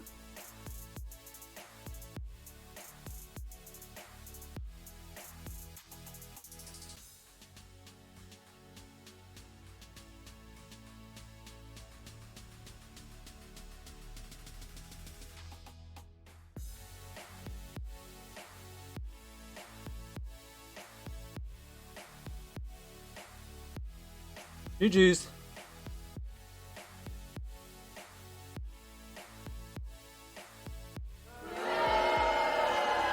I have not seen a Volibee this entire day.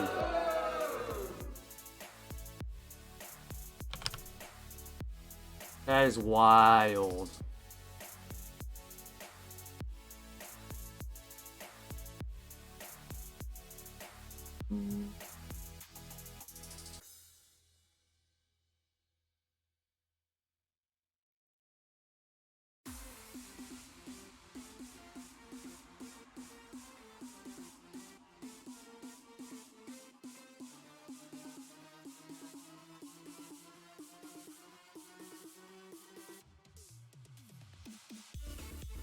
Okay, here we go.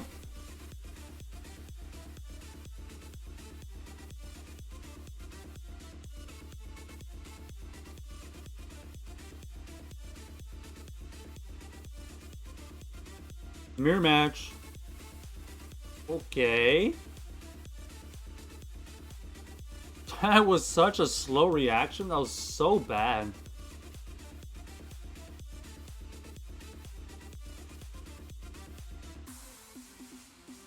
Okay.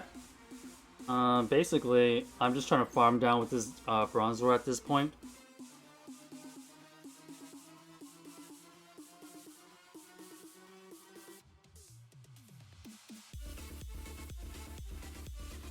Or just one shield farm down.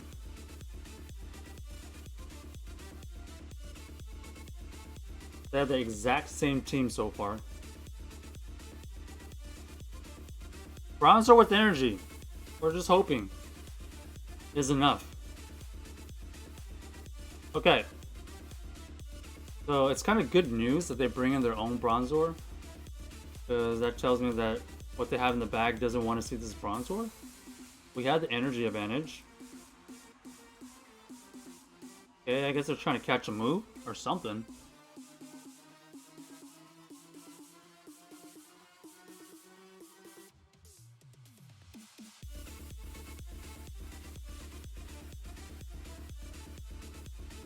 We have to bait here. The fact that they are afraid of this Bronzor tells me that oh no. What? Why didn't they bring this in versus my Bronzor? That was weird. That was such a weird play.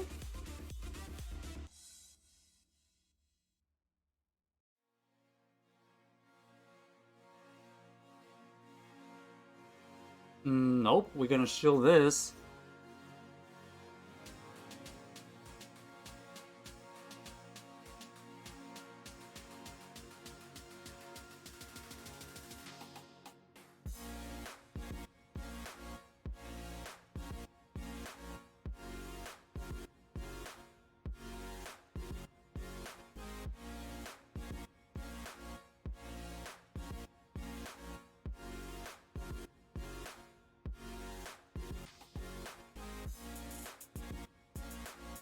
Nope.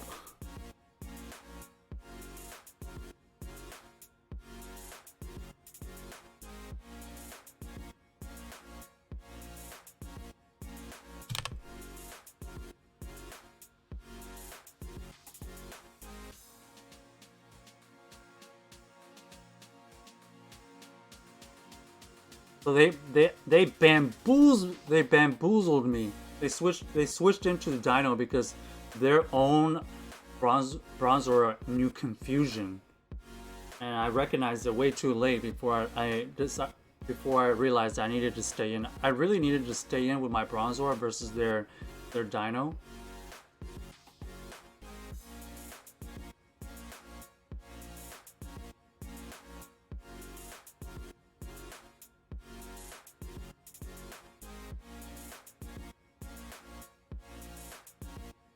This Igglybuff actually knows Shadow Ball. I learned that the other day. I don't really want to switch out. That's not really anything I should be switching out to. We get the first shield, which is great. Because it's not stab, this is actually not that bad. They go for the bait, and now they're in trouble. Ooh, this could be the Shadow Ball. There it is.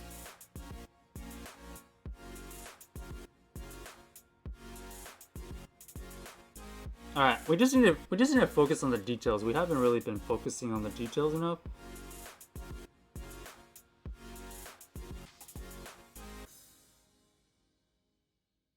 Okay.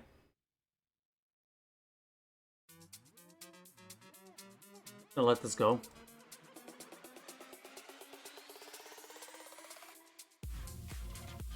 That's crazy how a Body Slam almost takes out the Dino like that.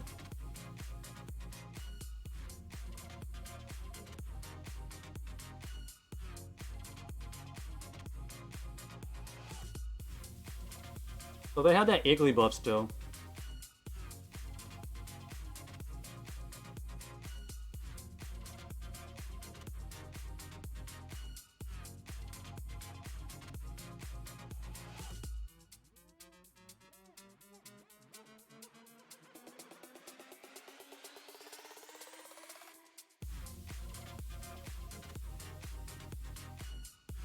Let's see if I can catch a debuff.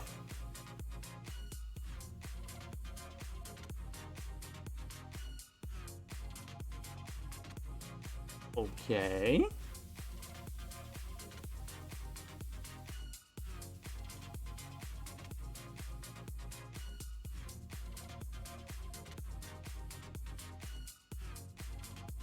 And they get the extra tackle?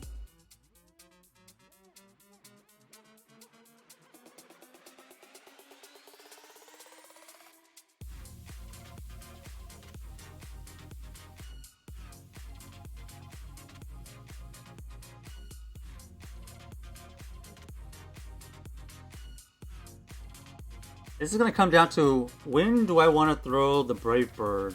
So they go heavy slam.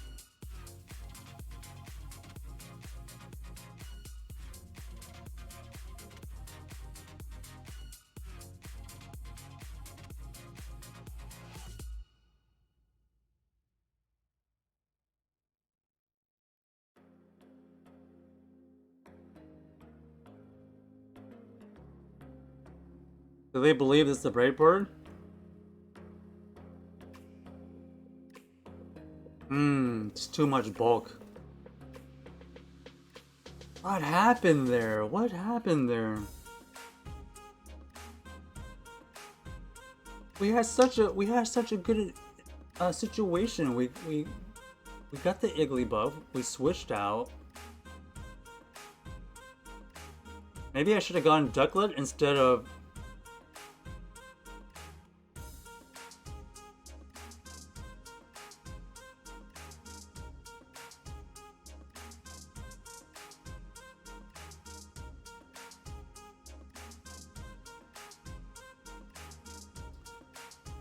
That switching definitely tripped me up.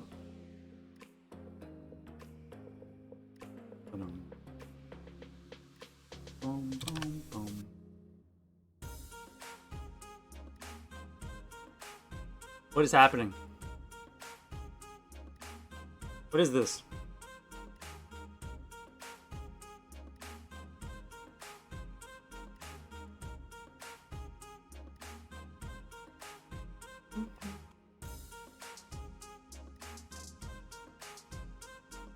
Okay, we love a broken game.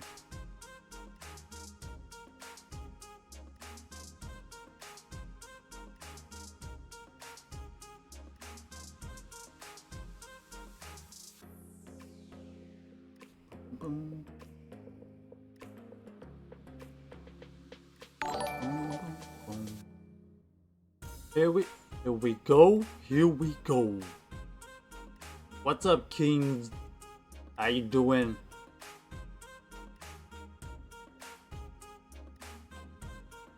Thanks for that follow.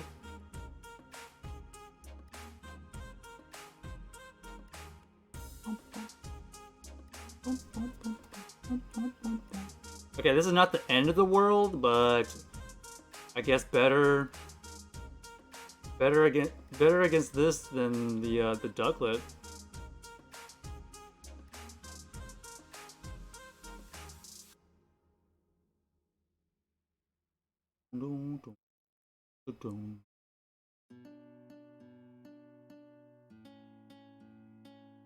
This payback actually does decent amount of damage considering oh, that is interesting. Okay, nice.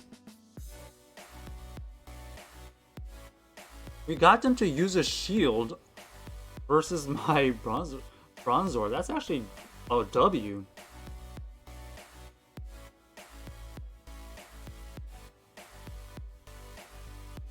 Oh no, why is it lagging? Okay, fully expecting a Bronzor in the back.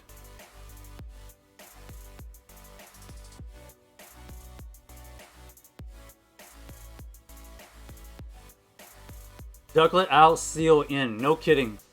Unfortunately, I haven't built a seal yet, so that's why I haven't had that. Okay, there's that Bronzor that we anticipated.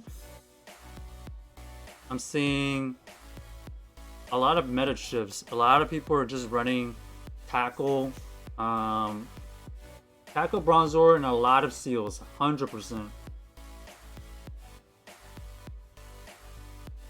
Unfortunately, I just don't have a lot of stuff built. Right? Do I really want to invest all this resources just for a week's?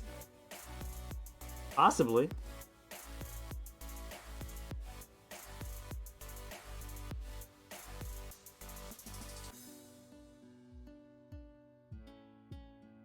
What team are you running right now, King?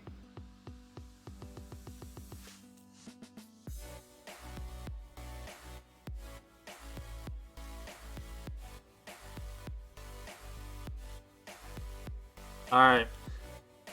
We catch some kind of debuffed move. It was indeed the payback.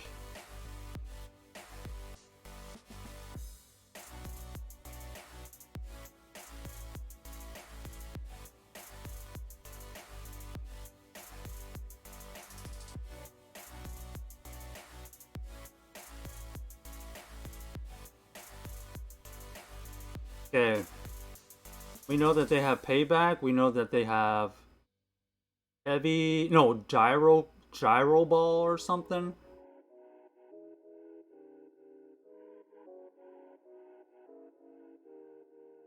GG's.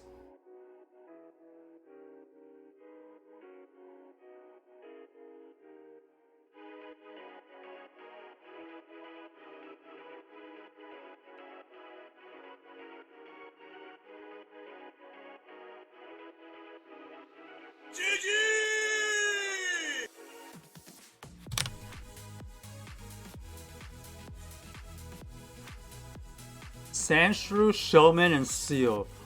You have joined the Sandshrew crew. I've seen so many of those as well.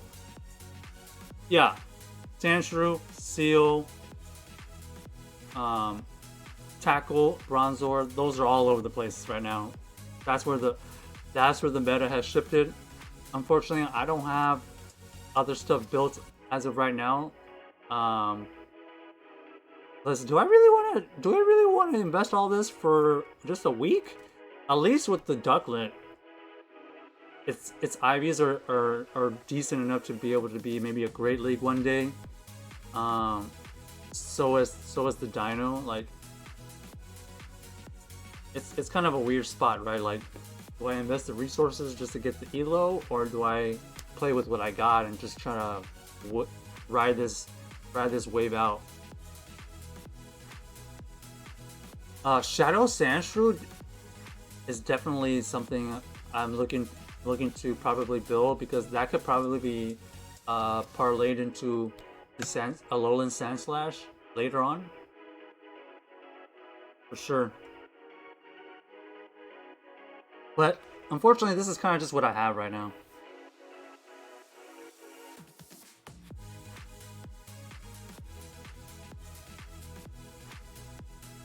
King, did you have all that stuff already built, or did you build it just for this week?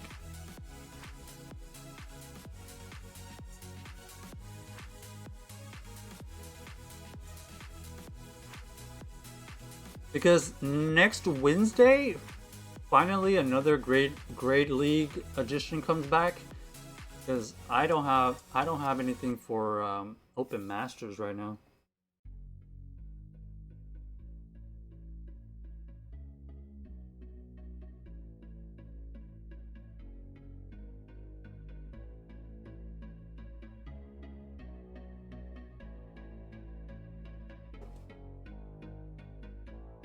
Right now, unfortunately, some of the best stuff is countering the Bronzor. I just have to just play it out. Bronzor with the tackle, pretty decent against everything. There's the seal. Okay.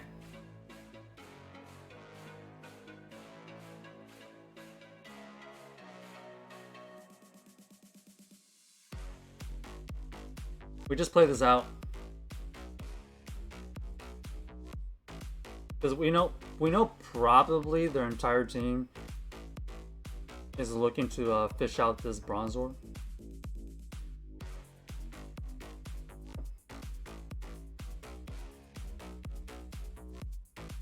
Stop lagging!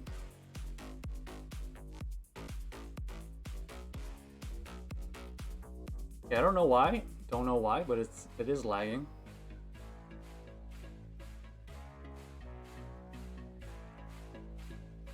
We'll just play it out. Not a bad situation considering we're getting debuffed like several times here.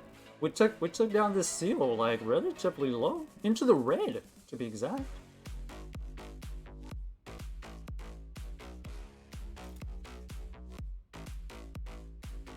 Ooh, they go for Aqua Tail there, huh? Alright. We farm down with Dino? Sure, let's do it.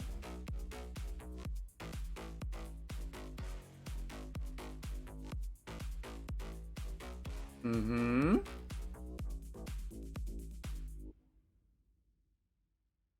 Most likely, they might be having some Bronzor action in the back, right?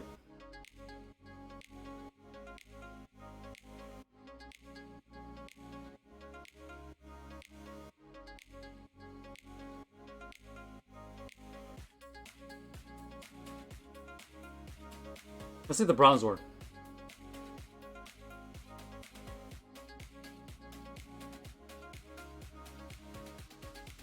And they win CMP?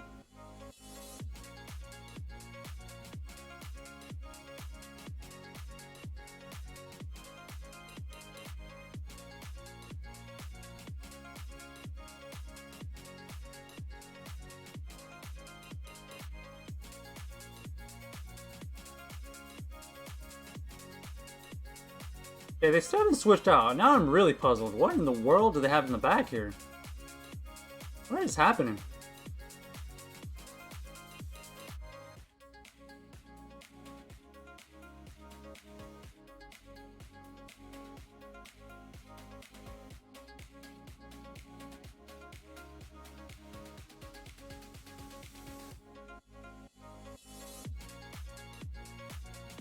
I guess they're trying to switch out with the Brave Bird. Oh gosh. Alright, this should be GG's.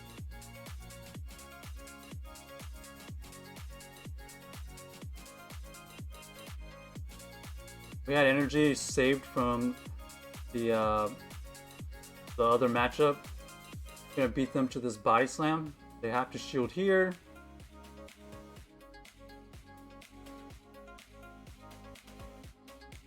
shield here to force them to use their last body slam.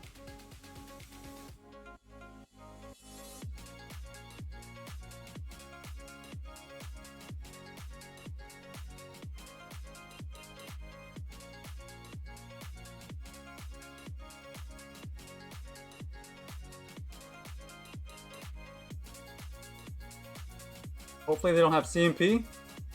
GG's. Oh, actually they do have CMP. We already figured that one out.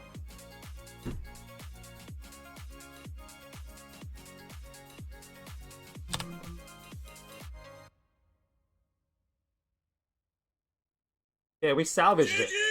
Salvaged it. One, 4, 35. We're just treading water right now.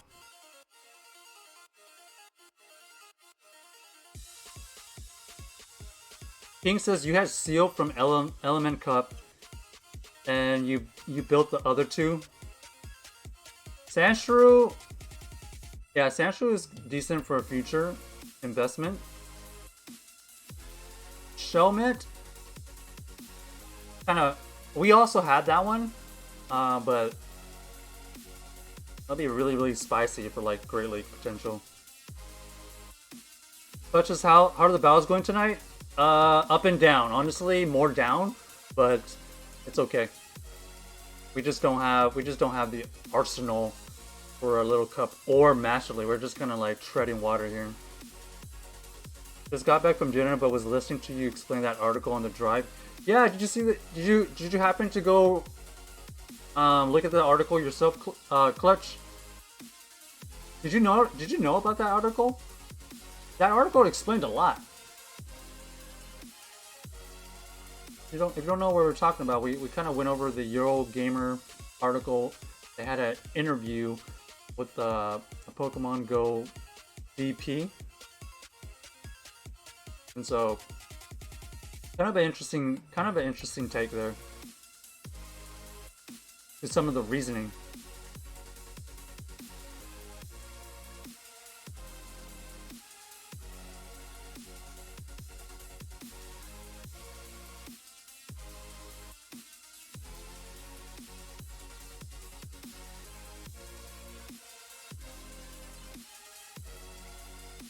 Okay, I'm just curious, like, if we were to build something else, let's say that's good against the Seal, what are we gonna do? What are we gonna do against potential future Seals?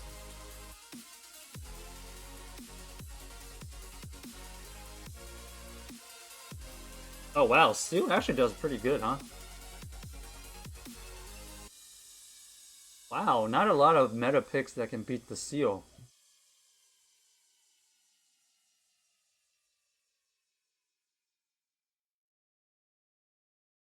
No wonder. And it's pretty tanky. Once again, the why not is being targeted as a weakness, but not a lot of people have the why not.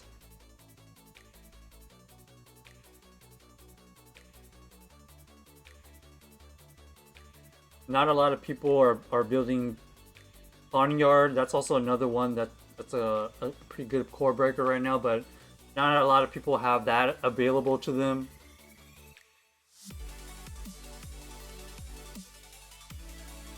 But Seal is pretty good against the Corsa, Bronzor, Ducklet, Dino, Shelmet, Wooper.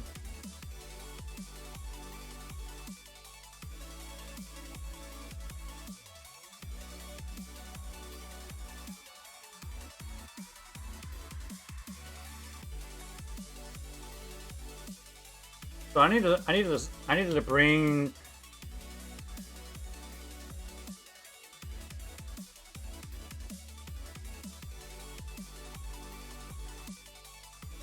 Oh, actually?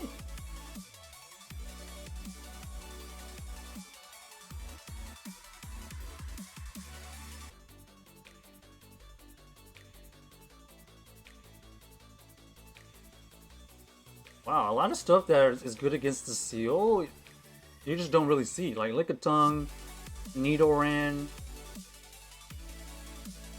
the Whooper.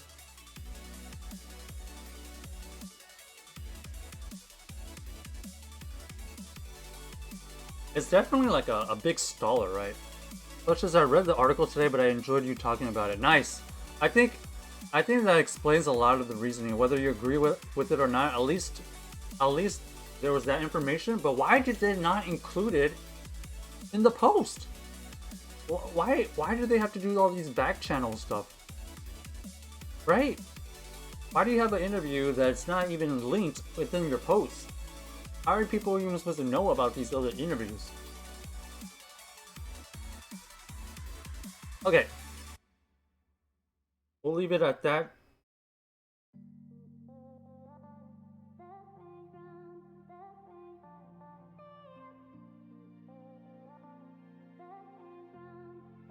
What I'm gonna do next is finishing up the brain teasers. Oh, by the way, King, this is the one I was considering powering up. Could be the one I decide to do at this point. But with the seal, I don't know. With the seal floating around, honestly, I didn't really see that many Bronzors today. I saw more anti-Bronzor.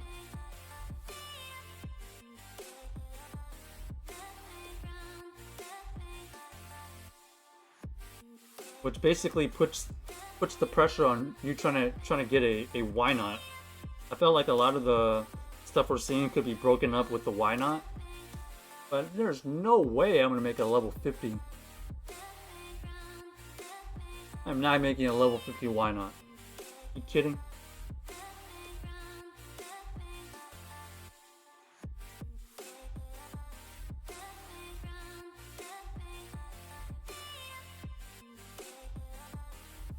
Let me finish catching these, and then we're gonna finish up with some of our brain teasers here. We are gonna be participating in the April Foul event. There's like a Pidgey event tomorrow instead of like an April Fool's event. I don't know if all the details are released. I guess we can check, but we saw earlier that there is supposed to be some kind of April 1st event. Last time I checked, it was not like an April Fool's event, but let's go back and check. Maybe it got updated already. Okay, here we go. Oops.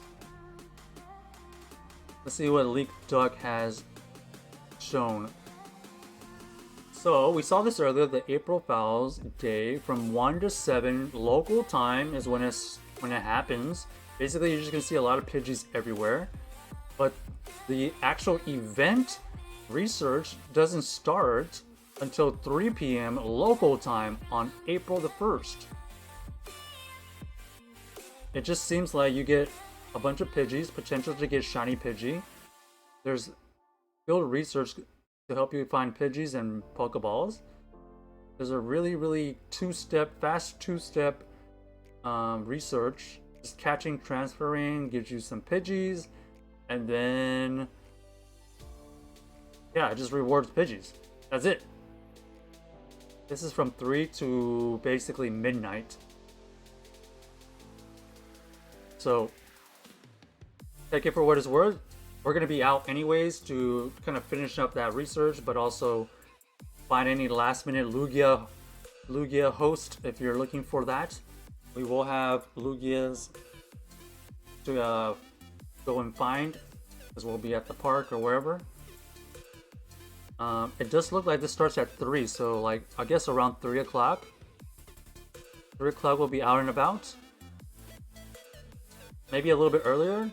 Just kind of scout the area. So that's the stream tomorrow as far as the park version.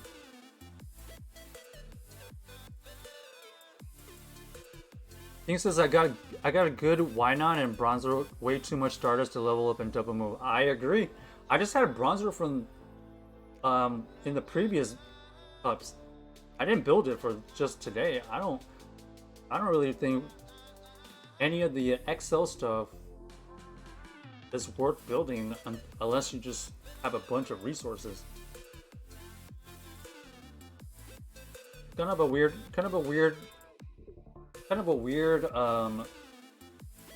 situation right now in GBO because like it's at the two extreme ends. You either go level 50 or you go like little cup.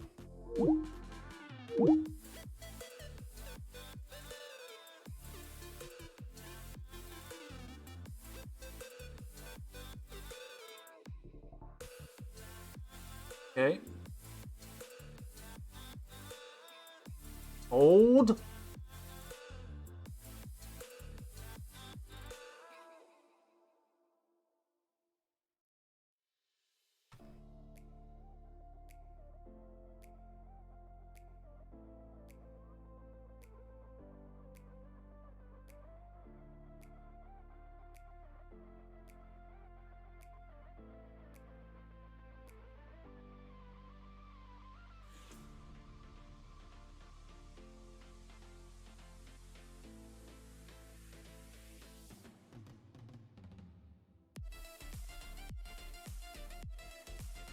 Oh, speaking of Ditto, there's a Ditto in PCG. That is hilarious. If that is not comedic timing, I don't know what is. Alright, let's get this done. We got the quarter left. Switch it over. 5 minutes on the clock. If you haven't played quarter, basically it's 5 wordles at the same time. Give me a good song.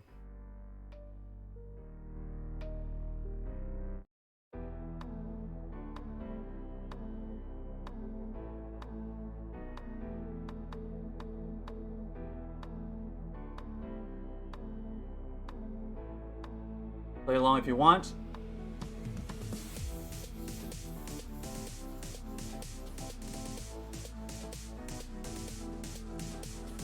Ready?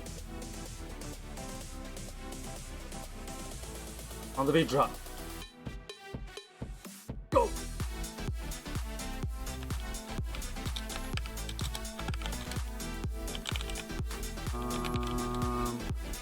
Bottom left, we got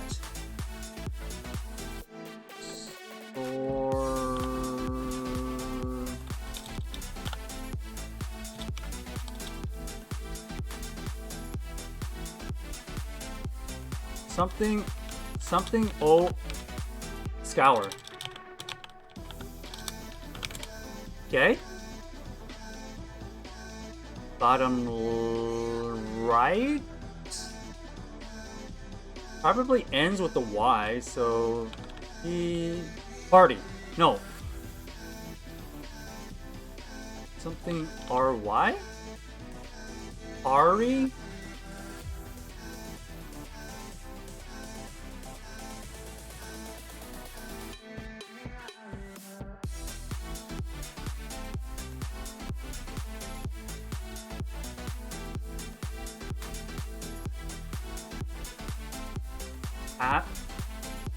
Papri?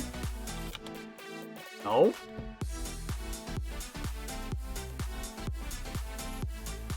There's the wait. There's only one vowel here. Hold on, this is weird.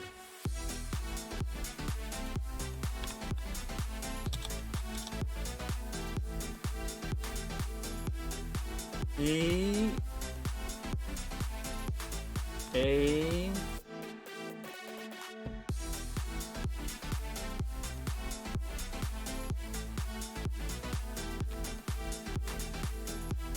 Abra? I'm just gonna guess party just for some hints. Pari. Wow, what in the world? Top left. I have choir is what I initially see. Boom. Okay. About 3 minutes to get the top right. I have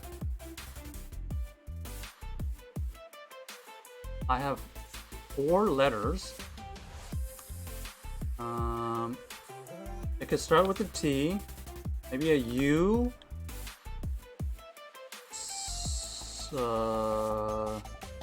There's an L and an A somewhere. Okay, those are the letters.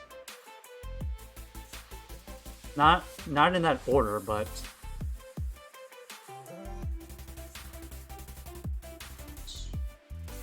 or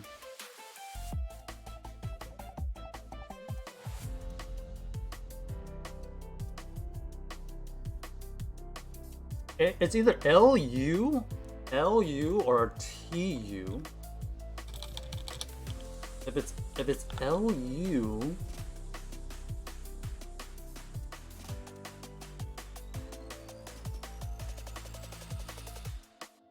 something. Does it end with a T or?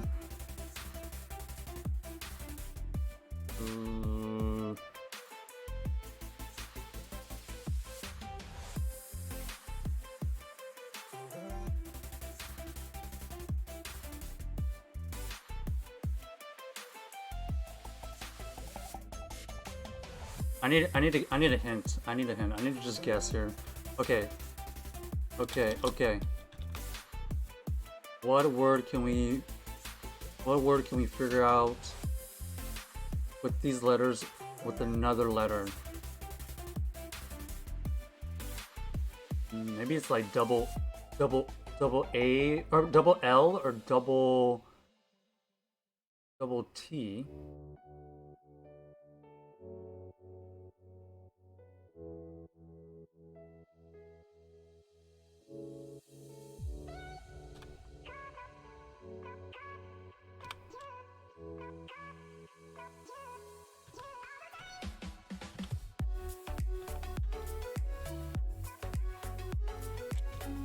No!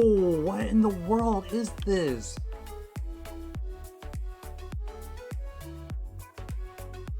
T U A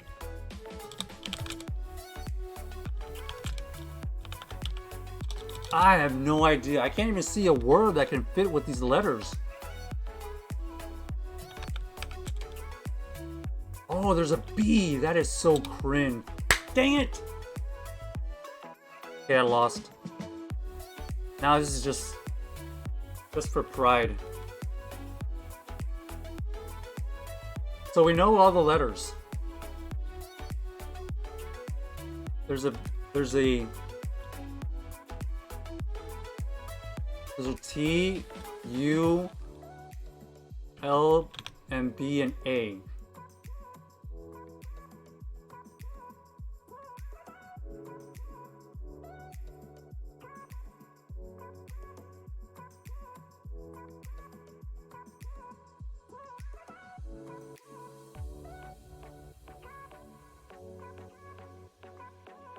Well, first off, we know A is either in the 4th or last column.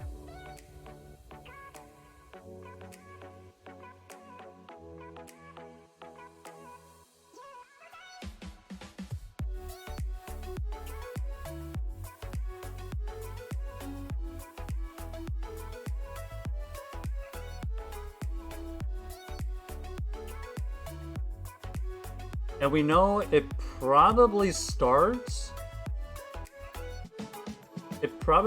with the L or a T.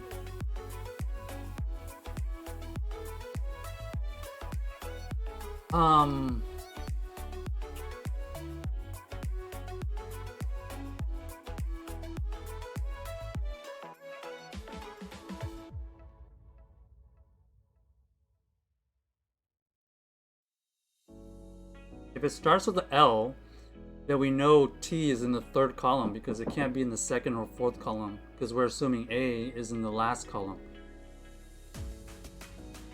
And then if we think T is in the front and A is in the back, that means U has to be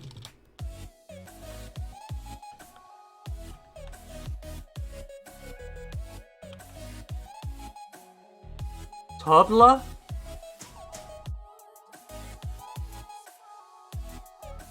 that a word?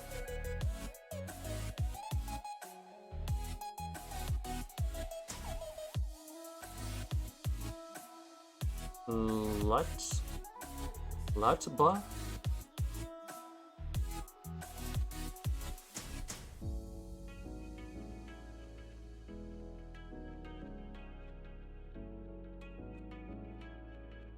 Because if you flip it the other way, if we think it starts with the L, then you switch. Okay, there's tabla, and then there's. Is that a word? That's not a word. Okay, tabla. No, it's not a word. Oh gosh.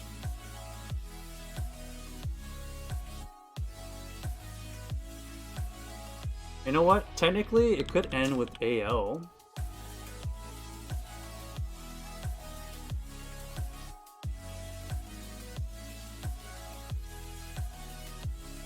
Trouble.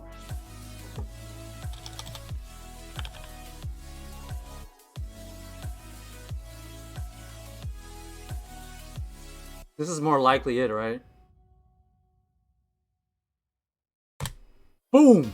Only took 3 hours.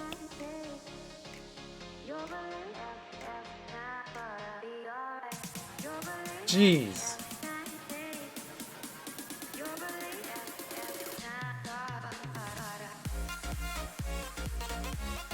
Acquire an organized company of singers.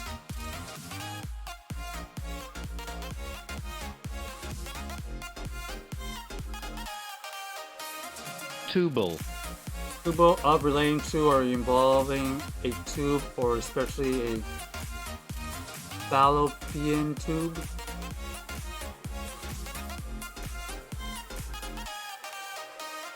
Scour. Scour. Rub hard, especially with a rough material for cleansing. Basically to purge. Parry. Parry to ward off a weapon or blow. To evade or turn aside something. Oh man. I think we missed Wordle and we missed Quirtle today. And GBL. All L's. Alright, we are done.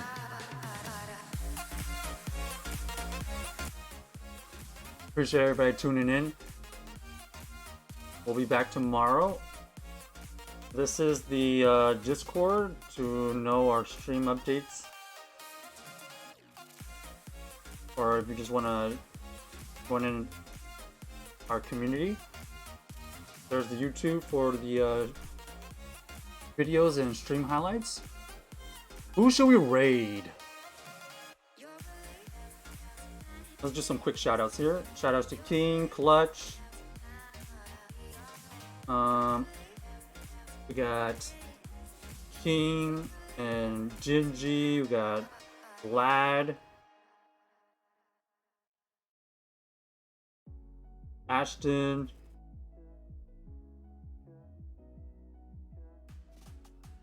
Who should we raid?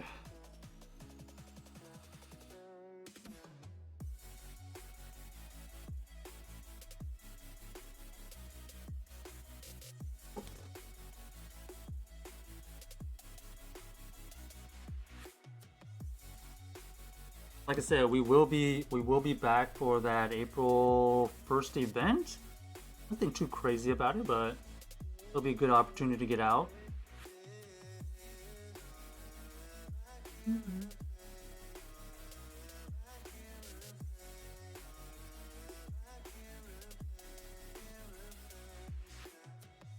Okay, let's go check out King Lee.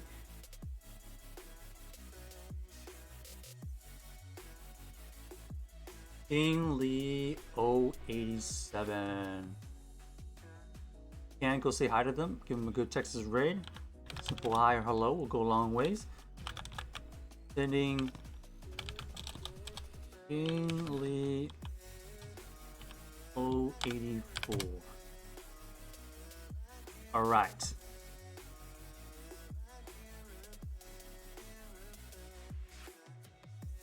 Hope everyone has a great rest of your day, night, or whatever's for you. And we'll see everybody in the next one. Peace!